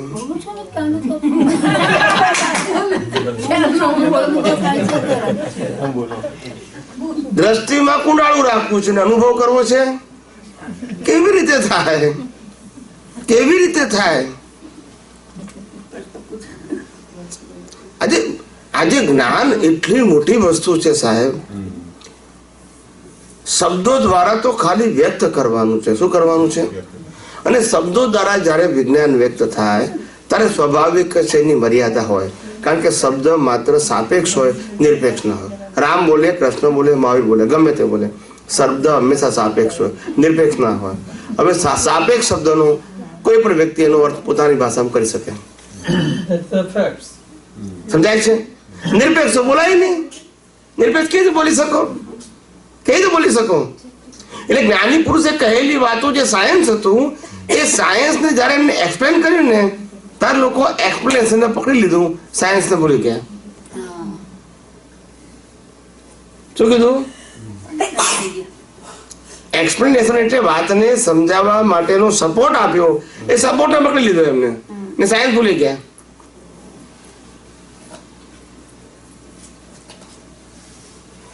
આજે હું કઉ છું કે દાદા ભગવાને પણ ચોખ્ખું કીધું કે ભાઈ 5 આજ્ઞા પાડશો તો મહાવીર જેવી દશા વર્તાશે, એવું કીધું એન્કરેજ કરવા માટે. ને એવું કીધું કે 5 આજ્ઞા પાડવાથી પુણ્યનું બંધી પુણ્ય બંધાશે. અને એવું કીધું કે અમારા મહાત્માઓને કર્મ ના બંધાય, ના સમજાયું. આ ત્રણે શબ્દો જુદા છે, જો સમજણ પડે તો. આ ત્રણે વાક્યો જુદા છે. 5 આજ્ઞા પાડશો તો ભગવાન મહાવીર જેવી દશા પડશે, એ પણ દાદા ભગવાનનું વાક્ય. 5 આજ્ઞા પાડશો તો પુણ્યનું બંધી પુણ્ય બંધાશે, તે પણ દાદા ભગવાનનું વાક્ય. અને અમારા મહાત્માઓને કર્મ ના બંધાય, તે પણ દાદા ભગવાનનું વાક્ય. આ ત્રણેય વાક્યોનો મિનિંગ અલગ છે. સમજાવો. ત્રણેય વાક્યોનો મિનિંગ કેવો છે? અલગ છે. આજે કર્મ ના બંધાય એવું સ્ટેટમેન્ટ, સામે કીધું કર્મ બંધાય એ સ્ટેટમેન્ટ કેવું થઈ ગયું? કોન્ટ્રાડિક્ટ થઈ ગયું. એક બાજુ તમે કહો કે 5 આજ્ઞાથી મહાવીરજી દશા વર્તાય, બીજી બાજુ કીધું 5 આજ્ઞાથી પુણ્યનું બંધી પુણ્ય, એટલે પાછો ભોગવટો તો આવવાનો ને હિસાબનો પાછો.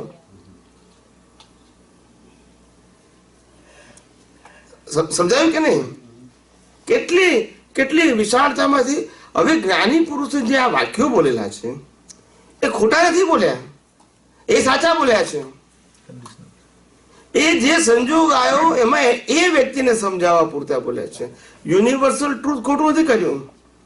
જયારે કોઈ વ્યક્તિ એવો હોય ને કે જે માણસ કે દાદા તમારા જ્ઞાન તો જો સમજાતું નથી, આટલા વર્ષ થઈ ગયા, 10 વર્ષ થઈ ગયા, 12 વર્ષ થઈ ગયા, હજુ પ્રગતિ દેખાતી નથી, તો દાદા કે ભાઈ આ તો 5 આજ્ઞા પાડશો તો મહાવીર દશા વર્તાશે.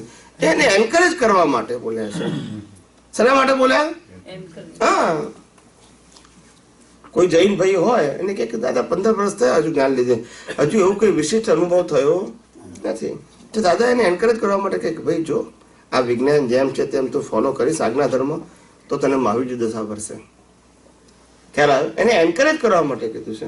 હવે આપણે શું પકડી લીધું કે દાદા એ કીધું કે ભાઈ આજ્ઞા પડાશે તો મહાવીર દશા ભરશે, એટલે એના માટે કીધું છે. સાયન્સ સમજવાનું એ બધા માટે કોમન છે. અને પેલી જે વાતો કરી છે સબ્જેક્ટ ટુ પર્સન કરી છે.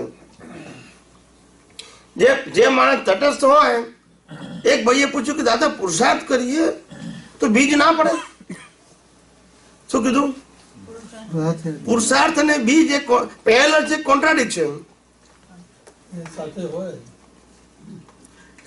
જેને કેવળ જ્ઞાન થાય એને પુરુષાર્થ હોય ના હોય, તો એને બીજ હોય ના હોય. હવે તમે અત્યારે પુરુષાર્થ શબ્દ કોઈ પણ પ્રકારનો બોલો, બીજ ખરું કે નહીં? ખરું. અને તમે એમ કોઈ કર્મ બંધાતા નથી તો બોલતા નથી બધા. કોન્ટ્રાડિક્શન થઈ ગયું. મારી વાત સમજાય છે? તમે કોઈ પણ સાયન્ટિસ્ટને પૂછશો ને કે પુરુષાર્થ એની સાથે બીજ હોય, પુરુષાર્થનો મતલબ તમારે એચીવ કરવું છે તે થઈ ગયું નથી, અને એચીવ કરવા માટેનો તમારો પ્રયત્ન છે, એટલે એ માર્ગના તમે બીજ નાખો છો. આજે ભાવ છે અને કાલે દ્રવ્ય આવે, પણ તમે એમ કોઈ પડે જ નહીં. એ સાયન્સ આખું જતું આખું. એટલે તમે જ્ઞાની પુરુષે કીધું કે અમારા મહાત્માઓને કર્મ ના બંધાય, એ વાક્ય પકડી લીધું. પણ કર્મ ના બંધાય એ એમને કીધું એ વાત સાચી છે, પણ કેમ કર્મ બંધાય નહીં અને કેમ કર્મ બંધાય એની લાઈન ઓફ ડિમાર્કેશન સાયન્ટિફિક જાણવી પડે. અજ્ઞાનીઓ જે 5 ઇન્દ્રિયોના વિષયોમાં સુખ માને છે એવું સુખ અમારા મહાત્માઓ માનતા નથી, માટે અજ્ઞાની જેવા કર્મો મહાત્મા માનતા નથી એમ કહેવાય. પણ મોક્ષ માર્ગની લાયક અને સહાયક કર્મો બાંધે છે. પણ તમે કર્મ બંધાય જ નહીં તો પછી એટલે રેન્ડમ વાક્ય થઈ ગયું બિલકુલ. ખ્યાલ આવે ને? અણસમજણનું સ્ટેટમેન્ટ છે. એમનું સ્ટેટમેન્ટ સમજણનું હતું ને આપણું સ્ટેટમેન્ટ અણસમજણનું છે. તમને કોઈ પૂછે કે કર્મ ના બંધાય તો કે ના બંધાય, દાદા ભગવાન કીધું છે. તમે પુરુષાર્થ કરો છો તો કે પુરુષાર્થ કરીએ છીએ, એ પેલો સમજી જાય કે તમારી સમજણ કેટલી છે. સિદ્ધાંતથી સમજવું પડશે આ વિજ્ઞાન. એફએઝેડ નહીં ચાલે. એફએઝેડ સમજતો તો વાંધો નહીં, પ્રગતિ નહીં થાય, દાડા નીકળશે પણ વળશે નહીં. એટલે આપણે ડેવલપ થવું હોય તો જેમ છે તેમાં વિજ્ઞાન સમજવું પડશે. વિજ્ઞાન કહું છું, વિજ્ઞાનની અંદર વ્યક્તિ ના આવે ને વિજ્ઞાનને પ્રેઝન્ટ કરનારો સાયન્ટિસ્ટ કહેવાય ને સાયન્ટિસ્ટ કોઈ દિવસ ફોલોઅર ના બનાવે. આટલું ધ્યાન રાખવાનું. શું કીધું? સાયન્ટિસ્ટ ફોલોઅર્સ ના બનાવે. કોઈ પણ વ્યવહારમાં પણ સાયન્ટિસ્ટ હોય ને એ ફોલોઅર ના બનાવે. એ કહે છે કે હું સાયન્ટિસ્ટ છું તો આ 2 સાયન્ટિસ્ટોને તૈયાર કરું, પણ એ મારા ફોલોઅર્સ નહીં, સાયન્ટિસ્ટ બનાવે. સાયન્ટિસ્ટ બનાવે. સમજાય છે? એ શિષ્ય ના બનાવે. શિષ્ય તો જવાબદારી છે. શું છે? એ જવાબદારી ના લે. જ્ઞાનીઓ એ કાચા ના હોય, ઘર બહારની જવાબદારીઓમાંથી કંટાળેલા હોય અને પારકાની જવાબદારી લે. ઘરના બૈરા છોકરા સાંભળતા ના હોય અને પારકા ના સાંભળે.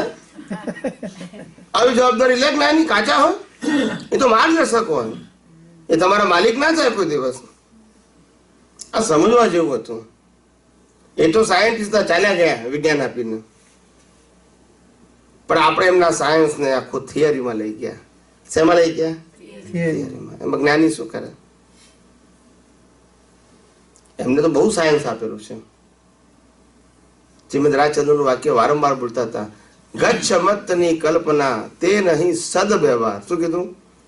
તે સદવ્યવહાર નથી. શુભ વ્યવહારથી વાત જો હતો અને શુદ્ધ વ્યવહારની વાત જો, સદવ્યવહાર નથી.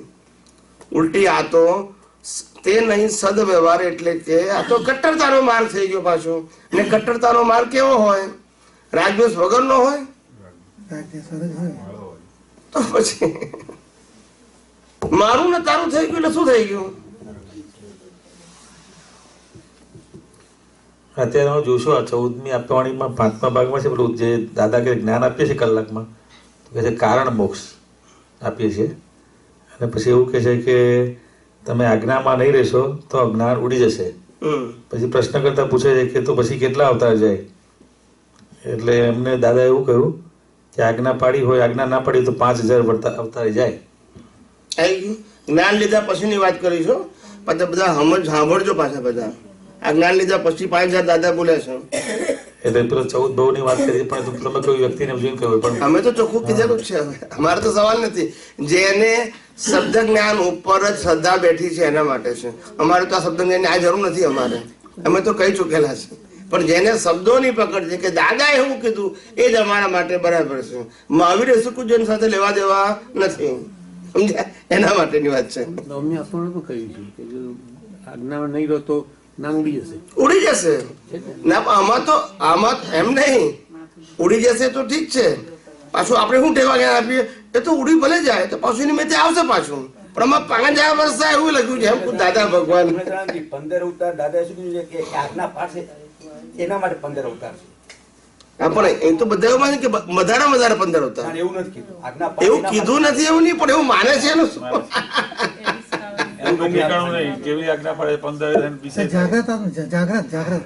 એટલે કહેવાનો મતલબ આ માનેલાનો માર્ગ નથી, આ જાણેલાનો માર્ગ હોવો જોઈએ. જાણ્યું એટલે પોતાને જાતે અનુભવ થવો જોઈએ. ખાલી શબ્દ અવલંબનથી આગળ વધી શકાય નહીં. દાઢા તો નીકળી જાય. શું કીધું? કોઈનું પણ નામ લો ના નીકળી જાય. તો રામ રામ બોલતો તો આખી જિંદગી નીકળી જાય. ના નીકળી જાય. પ્રશ્ન સમય પસાર કરવાનો નથી, પ્રશ્ન ડેવલપમેન્ટનો છે. તમારી અજ્ઞાનતા, રોંગ બિલીફો કેમ ફ્રેક્ચર થાય એનો પ્રશ્ન છે. એ ડેવલપમેન્ટની વાત છે. ખાલી સમય પસાર કરવાની વાત તો રામ રામ બોલ્યું તોય થઈ જાય, ના થઈ જાય, આખી લાઈફ નીકળી જાય. એ મહત્વનું નથી. એટલે વિજ્ઞાન જેમ છે તેમ સમજવું પડશે. ને વિજ્ઞાન એ સિદ્ધાંતો પર આધારિત છે ને એ સિદ્ધાંત આપણી દ્રષ્ટિમાં વણાવવો જોઈએ.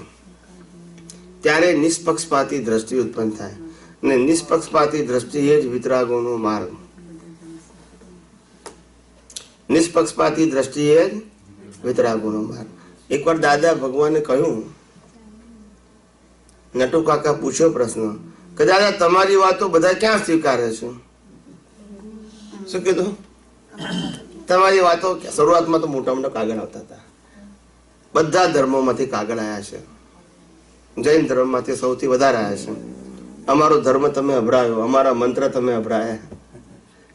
એનીવે, પણ આવું બધું વિરોધ આવે અને પાછા એના જે ગુરુ હોય એ પાછા પેલા લોકોમાં કટ્ટરતા રેડે કે ના રેડે, ત્યાં તો જવાય જ નહીં, એમની વાતો સંભળાય જ નહીં. સમજાયું કે ના સમજાયું? આવું એમ જબરજસ્ત વિરોધ હોય જ, પણ એ તો વિરોધ સાચાનો જ વિરોધ હોય સાહેબ, ખોટાનો વિરોધ ના હોય. ખોટું એટલે શું? ગાળું ગબડાવવું. શું કીધું? સાચું એટલે જેમ છે તેમ કેવું. આ જગતને પોસાય નહીં, ઢાકેલું જ પોસાય. કેવું પોસાય? સમજાય છે? સાચું ના પોસાય ભાઈ, એવું છે આ જગત. માટે જ્ઞાનીઓ કહે છે કે અમે તો કહીને ચાલ્યા જઈશું, અમારે પકડ રાખીને શું જરૂર છે? અમે કંઈક કડકાઈ કરીએ તમારા હિત માટે, અમારે જરૂર નથી કે છે. અમારે જરૂર, અમે તો જ્ઞાન સમજી ગયા છે. હવે અમે ધીમું બોલીએ, કડક બોલીએ, પણ શેના માટે? તમારા માટે. તમને લોકોને એટલી અવેરનેસ આવે એટલા માટે કડક શબ્દો બોલીએ અમે, એ જ વાતને, જેથી અમે તમે ગંભીર થાવ. નહીં તો અમે તો ગંભીર થયેલા છીએ. અમારા પોતાના માટે કઈ કડક બોલવાની જરૂર નથી, પણ અંદર રોંગ બિલીફ એટલી ગાઢ થઈ ગયું હોય ને, તે ઝાટકા મારે ત્યારે અંદરથી નીકળે, નહીતર ના નીકળે. નહીં તો એમ થાય કે ભાઈ આ તો એ બોલે છે, આપણે તો આ સમજીએ છીએ, બરાબર છે, અંદર હાલે જ નહીં કશું. એવું છે. એટલે જ્ઞાનીઓને તો આ આશય આવો હોય. શું છે? પછી ભલે આપણે સમજીએ કે ના સમજીએ, કોઈ પણ કાળે આવું જ હોય. સાયન્ટિસ્ટોને અથવા તો આધ્યાત્મ વિજ્ઞાનીઓને બહુ જ જૂજ વ્યક્તિઓ સમજી શકે, જે ઓપન માઇન્ડનો હોય, જે કોઈ પણ સંપ્રદાય ગચ્છ મત માં ગ્રહાયેલો ના હોય. શું ના હોય? એનું કામ છે, બીજાનું કામ નહીં. બીજો સાયન્સ ના સમજી શકે, સંપ્રદાય સમજી શકે. શું સમજી શકે? સંપ્રદાયની વાત સમજી શકે, જે સંપ્રદાયમાં જાય એની વાત સમજે, પણ નિષ્પક્ષપાતી વાત ના સમજી શકે. આ તો કેટલી દાદા કહેતા હતા ને, કવિરાજ ગાતા હતા ને, જેની રે સંતો કોટી જન્મોની પુણ્ય જાગે રે, તેને રે સંતો દાદાના દર્શન થાય. એટલે આપણે બધા શું જોવા મળે કે દાદા ભગવાન એટલે આ દેખાય છે તે કોટ ટોપી વાળા. દાદા એટલે અનુભવ જ્ઞાન સ્વરૂપ છે, તે જે નિષ્પક્ષપાતી છે, જે વિતરાગ છે, જે આ જગતને જેમ છે તેમ સૈદ્ધાંતિક અનુભવે છે, તે દાદા ભગવાન. આ દેહ વાળા દાદા ભગવાન કે તો બળી ગયા, પણ ના હજુ એમાંથી પકડમાંથી ના નીકળે ને. હજુ શું કીધું? શેમાં ના નીકળે? એમાંથી પકડમાંથી. તો પછી અમારે પછી કડક શબ્દોમાં ક્યારેક કહીએ ત્યારે કેટલાકને ઘા વાગી જાય. પછી અમે કહીએ ને પેલા કે અમે અખંડ સ્વરૂપ કીર્તન ભક્તિ 24 કલાકની કરીને આવ્યા. શું કે મહાત્મા? પછી મેં કીધું કોટ ટોપી વાળા દેખાયા હતા તો અખંડ ના કહેવાય, ના સમજાય. તો તમારી ભક્તિ છે, શ્રદ્ધા છે, અખંડ સ્વરૂપની કીર્તન ભક્તિ નથી, જ્ઞાનીની કીર્તન ભક્તિ છે. સમજાય છે? તમે જે બોલો છો તે શબ્દ અને તમે જે કરીને આવ્યા તે બંને કોન્ટ્રાડિક્ટ છે.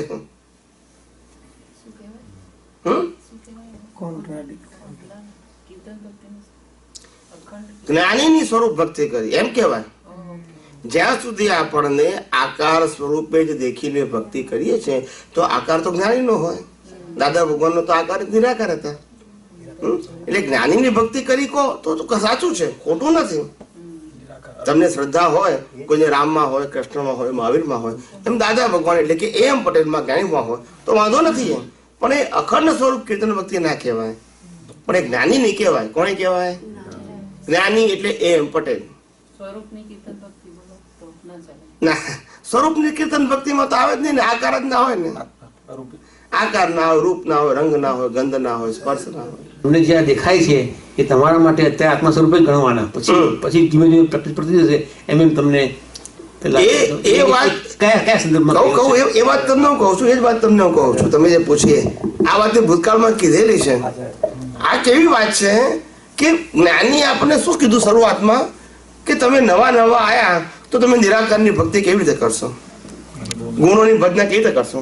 તમારે આધાર જોઈએ, અવલંબન. એટલે કે જે રામકૃષ્ણ મહાવીરના અવલંબન છોડી આ જ્ઞાનીનું અવલંબન લો. એ જ્ઞાનીનું અવલંબન નિરાલંબ થવા માટે છે, એમનું અવલંબન પકડી રાખવા માટે નહીં, પણ એમનું અવલંબન લેવાથી એમને કહેલા જ્ઞાનના વાક્યો આપણને હાજર રહે એટલા માટે. હવે સેન્ટર પોઈન્ટ જ્ઞાન હાજર રાખવા માટે તો એમના માધ્યમ દ્વારા પણ જેમ દાદાને હાજર રાખીએથી દાદાની વાતો હાજર રહે, દાદાના સિદ્ધાંતો હાજર રહે એટલા માટે હતું. ખ્યાલ આવ્યો? પણ એમને કીધું કે શરૂઆતમાં તમારે કરવું પડશે. એ વાત તદ્દન સાચી છે, પણ શરૂઆત એટલે કેટલા? 1 વર્ષ, 2 વર્ષ, 5 વર્ષ, 10 વર્ષ, 15, 25, 35 થયા તો શરૂઆત જ છે. હજુ બોલતા નથી બધા. આજે 35 વાળાને પૂછ્યું તો આ જ વાક્ય બોલે છે કે શરૂઆત. ક્યાં સુધી શરૂઆત? એમ કીધું કઈ કોઈ લિમિટ હોય કે નહીં? ક્યાં તમે વાતને સમજી શક્યા નથી?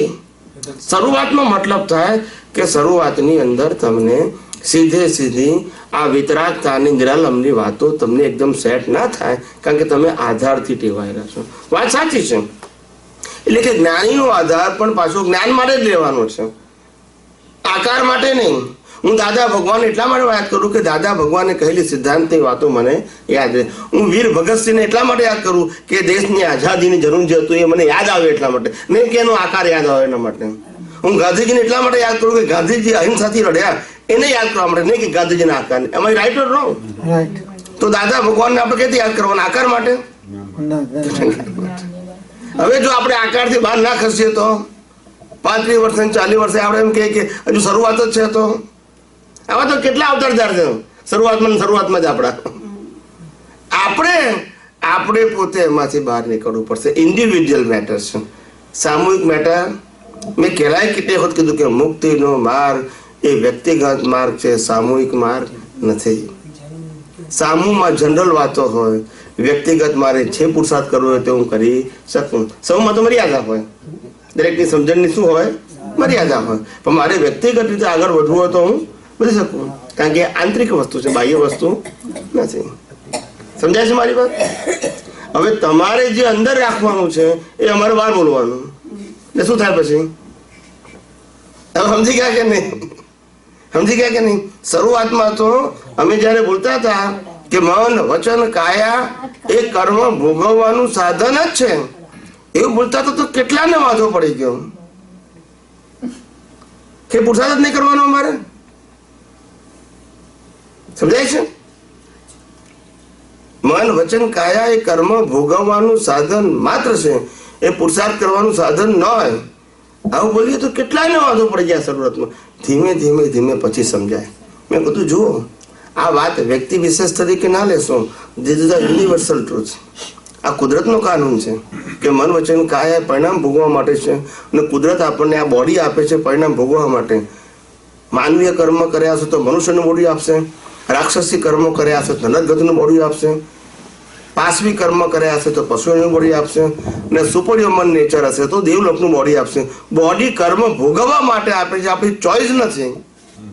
અને ત્યાં સુધી રહે છે જ્યાં સુધી કર્મ છે ત્યાં સુધી. માટે રોલ શું થયો? કર્મ ભોગવવાનો. સમજાય છે? પણ આ વાતને સ્વીકારતા તો એને આંખે પાણી આવી જાય. એટલે કવિરાજે એટલે કેવું ને કે અમે તો લખી દો, અમે તો આવીને ચાલી જવાના, કોઈ પણ સંયોગે ચોંટી ના પડશો. જ્ઞાનને પકડજો. સંયોગ આવીને કહી જાય છે કે ઠોકર વાગી તો લઈ લેજો ધાડો, અમે તો આવીને ચાલી જવાના, કોઈ પણ સંયોગે ચોંટી ના પડશો. 15 કે 17 વર્ષ ઉપર દાદાજી હાજર હતા ત્યારે હું ફોટાઘર આરતી કરતી હતી. એ દિવસે શું થયું તો મને 3 વખત દાદાજીએ ટકોર કરી કે ફોટામાં હું નથી, તમે ક્યાં છો? હું અંદર છું. પછી દીવો કરતી હતી તો મને કે તો ઘી પૂરીશ ત્યાં સુધી શાશ્વત દીવો તારી અંદર. પછી કાજુ બદામ ધરાવતી હતી ત્યાં કે બસ કાજુ બદામ ધરાવવાના, બીજો કોઈ પ્રસાદ નહીં તો જુદા જુદા ધરાયા. એટલે કે આત્મા પ્રસાદ તો તું કહી છું, આત્મા કઈ દાડે ખાય છે. દીવો લઈને કરી તો કે તું જ પોતે જ મંદિર છું, આત્માનું પોતે ભગવાનનું મંદિર છું, તો શું કરવાનું રહ્યું તારે કે છે. ઓકે. પછી પેક દાદા તમે મને મળ્યા મારે સત્સંગમાં જવું પડે, તો મને વેક્યુમ દેખાડ્યું કે એ શું છે. મેં ઘર સાફ કરવાનું, તો કે ત્યાં પડી થશે. તો મેં ના દાદા. એટલે મેં કીધું સારું. પછી ખબર પડી જવું પડે તો જતી હતી. તો પછી આરતી કરવાનું હું એમને પોતા કરતા હતા ને કે તારી આરતી તું તારી જાતે અંદર કરું છું તો દીવાની કઈ જો બધું મન છોડાય. પછી ઘણી વખત આપણા મહાત્માઓ કે ને કે જ્ઞાની પુરુષની મરણ તિથિ, દાદાની જન્મતિથિ, પુણ્યતિથિ, તો મેં કહ્યું ના જ્ઞાની પુરુષનું બોલવાનું, આપણાથી દાદાની ન કહેવાય. દાદા આપણો આત્મા છે, આત્મા જન્મતોય નથી મરતોય નથી. એટલે આ રીતની બધી છૂટી કરી દીધી. એટલે મને આ તમે જે કીધું ને એ ખ્યાલ આવ્યો કે અમૂર્ત છું, અચ્યુત છું, અરૂપી છું, એમાં આપણે તો દેહ આવતો જ નથી કોઈ જગ્યાએ. એ મેં ઘણાની જોડે વાત કરી, મેં કહ્યું આવું છે, ના હોય, આવું ના હોય. મેં કહ્યું આ મને દાદા છૂટ. પછી દાદા હાજર હતા તો મેં પૂછ્યું, મને દાદા એક પ્રશ્ન છે. તો મેં આજે તમે એવું કેમ મને કહ્યું કે હું અંદર છું, મારી ભ્રાંતિ તો નથી ને. થોડી વાર એમ કે દાદા કે ના, એ હું ને તું એક જ છે, એમ કહી દીધું. બસ એક જ છે. વાત સાચી છે, વાત સાચી છે. જય સચ્ચિદાનંદ. જે અવળું સવળું થાય છે એ પહેલાના છે પરિણામો. જે અવળું સવળું થાય છે તે પહેલાના છે પરિણામો. ભૂલો પહેલા કરી હતી દેખાડે છે જગ પરિણામો. ભૂલો પહેલી કરી હતી દેખાડે છે જગ પરિણામો. જે અવળું સવળું થાય છે એ પહેલાના છે પરિણામો. જે અવળું સવળું થાય છે એ પહેલાના છે પરિણામો. ભૂલો પહેલા કરી હતી દેખાડે છે જગ પરિણામો. ભૂલો પહેલા કરી હતી દેખાડે છે જગ પરિણામો. સારા ખોટા સૌ હિસાબો, સારા ખોટા સૌ હિસાબો. પ્રાકૃતિક સ્વભાવ રસો છે, પ્રાકૃતિક સ્વભાવ રસો છે. નથી કરવું તો એ થઈ જશે, નથી કરવું તો એ થઈ જશે. એવો પૂર્વે માલ ભર્યો છે, એવો પૂર્વે માલ ભર્યો છે. લોકની વાતું લોકે રહેશે, લોકની વાતું લોકે રહેશે.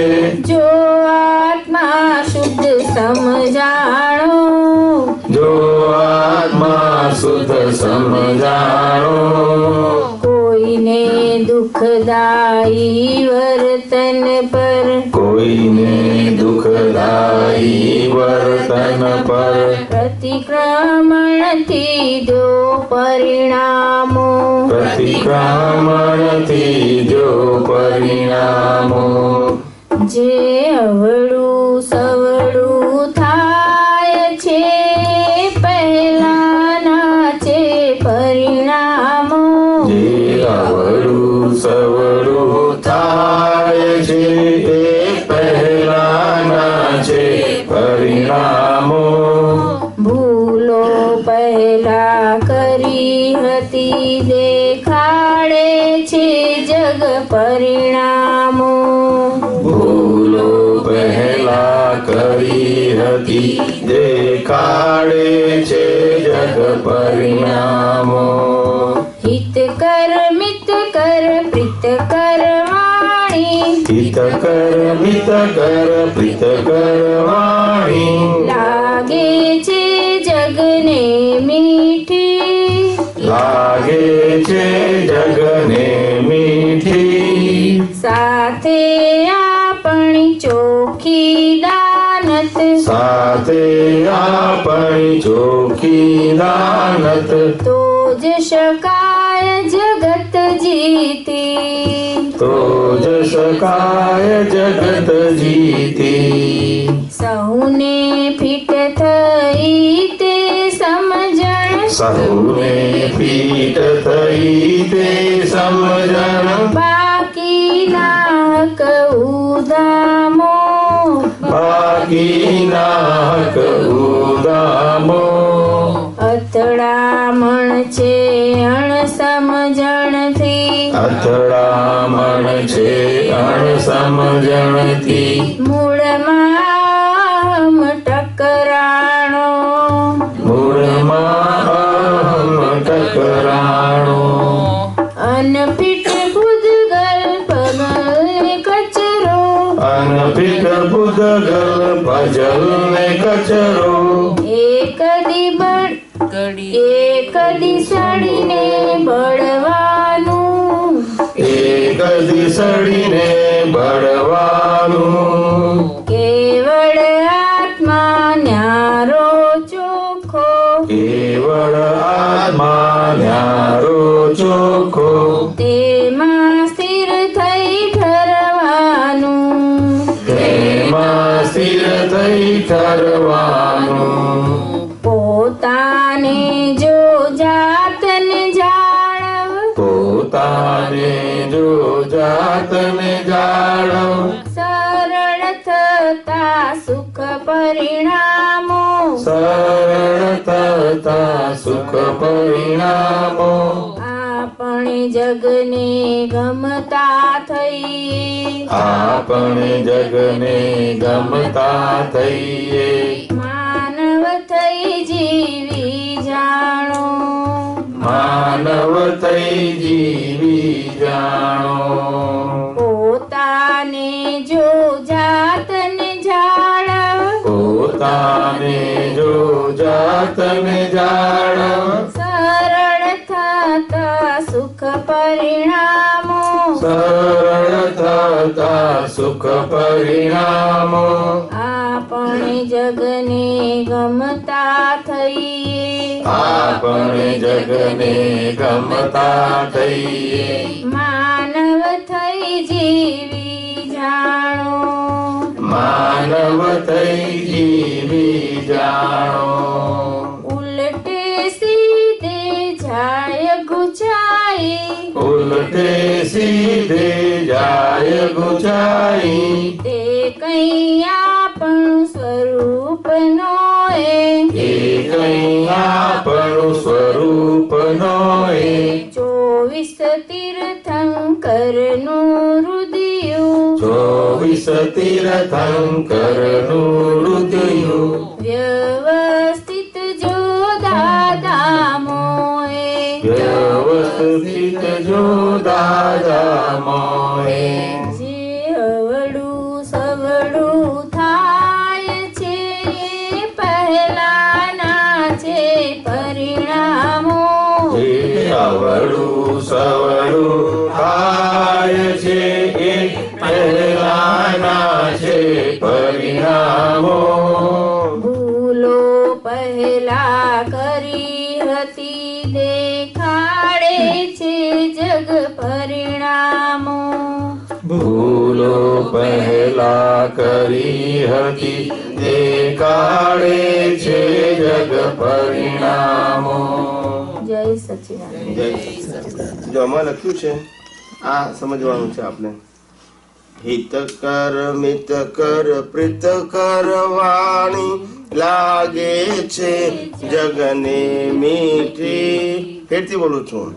હિત કર મિત કર પ્રીત કર વાણી, લાગે છે જગને મીઠી. આગળ સમજવાનું છે. સાથે આપણી ચોખ્ખી દાનત તો જ શકાય જગત જીતી. હજુ ભાર શેના ઉપર આપ્યો? ચોખ્ખી દાનત. હું મીઠી મીઠી વાણી બોલું, ખ્યાલ આવ્યો કે તમને ખુશ કરવા માટે. તો મારી દાનત શું છે? તમે વિચાર કરો. 16 દાખલો આપું છું, 16 દાખલો. હું ટીચર હોઉં ને મારું કામ શું? તમને હવે તમે ના ભણતા હોય તો હું તમને ફૂટપટ્ટી મારું, કડકાઈ કરું. એ શાના માટે? પણ એ ગમે કરું? તમે દાનત શું છે? પણ એમાં તમને સમજાય એના માટે. સમજાય છે? પણ હું તમને સમજાય કે ના સમજાય, પણ મીઠી મધુરી મોરલી વગાડ્યા કરું. તમને ગમે કે ના ગમે? ગમે. બધા તાલીઓ પાડે. શું કીધું? બહુ મજા આવી, બહુ મજા આવી. પણ આપણે શું પામે? કારણ કે એની દાનત શું છે? તમે પામો કે ના પામો એને મહત્વ નથી. સમજાય છે? એટલે જ્ઞાની કે દાદા ભગવાનની પોતાની વાત કરો ને, એમની વાણી કેવી કડક હતી. તમે આપણા સ્વરૂપ વિજ્ઞાન નથી વાંચતા? મુરલી જેવી છે એમની વાણી, મુરલી જેવી છે. દાદાને તમે શરૂઆતમાં આભળાવો ને તો ખ્યાલ આવે. અમે તો શરૂઆતમાં બહુ ઓછા જોયા હતા, પણ એમની કેસેટો હતી એમની, અમે ઉતારતા હતા. 100-200 પાના અમે ઉતાર્યા છે. પછી બંધ થઈ ગયું, પછી લોકલ વ્યક્તિઓને મળી ગઈ એટલે.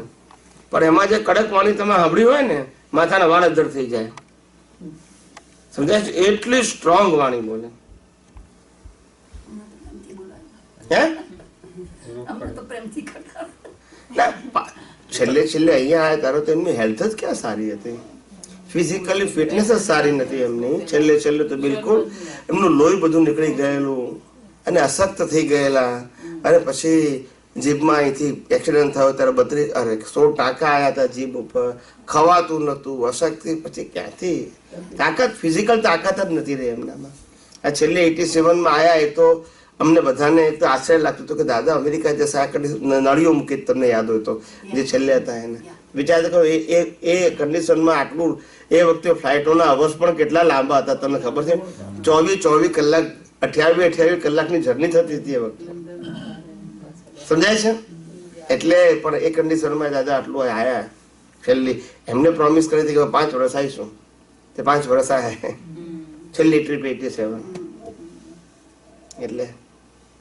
એટલે કહેવાનો મતલબ કે એ પોતે કહેતા હતા કે આ કાળમાં જો તમારે પ્રગતિ કરવી હોય ને તમારી અજ્ઞાનતા કાઢવી હોય તો અમારી વાણી મુરલી જેવી છે, તમને કામ નહીં કરે. સાંભળવાનું પ્રિય છે પણ રોગ કાઢશે.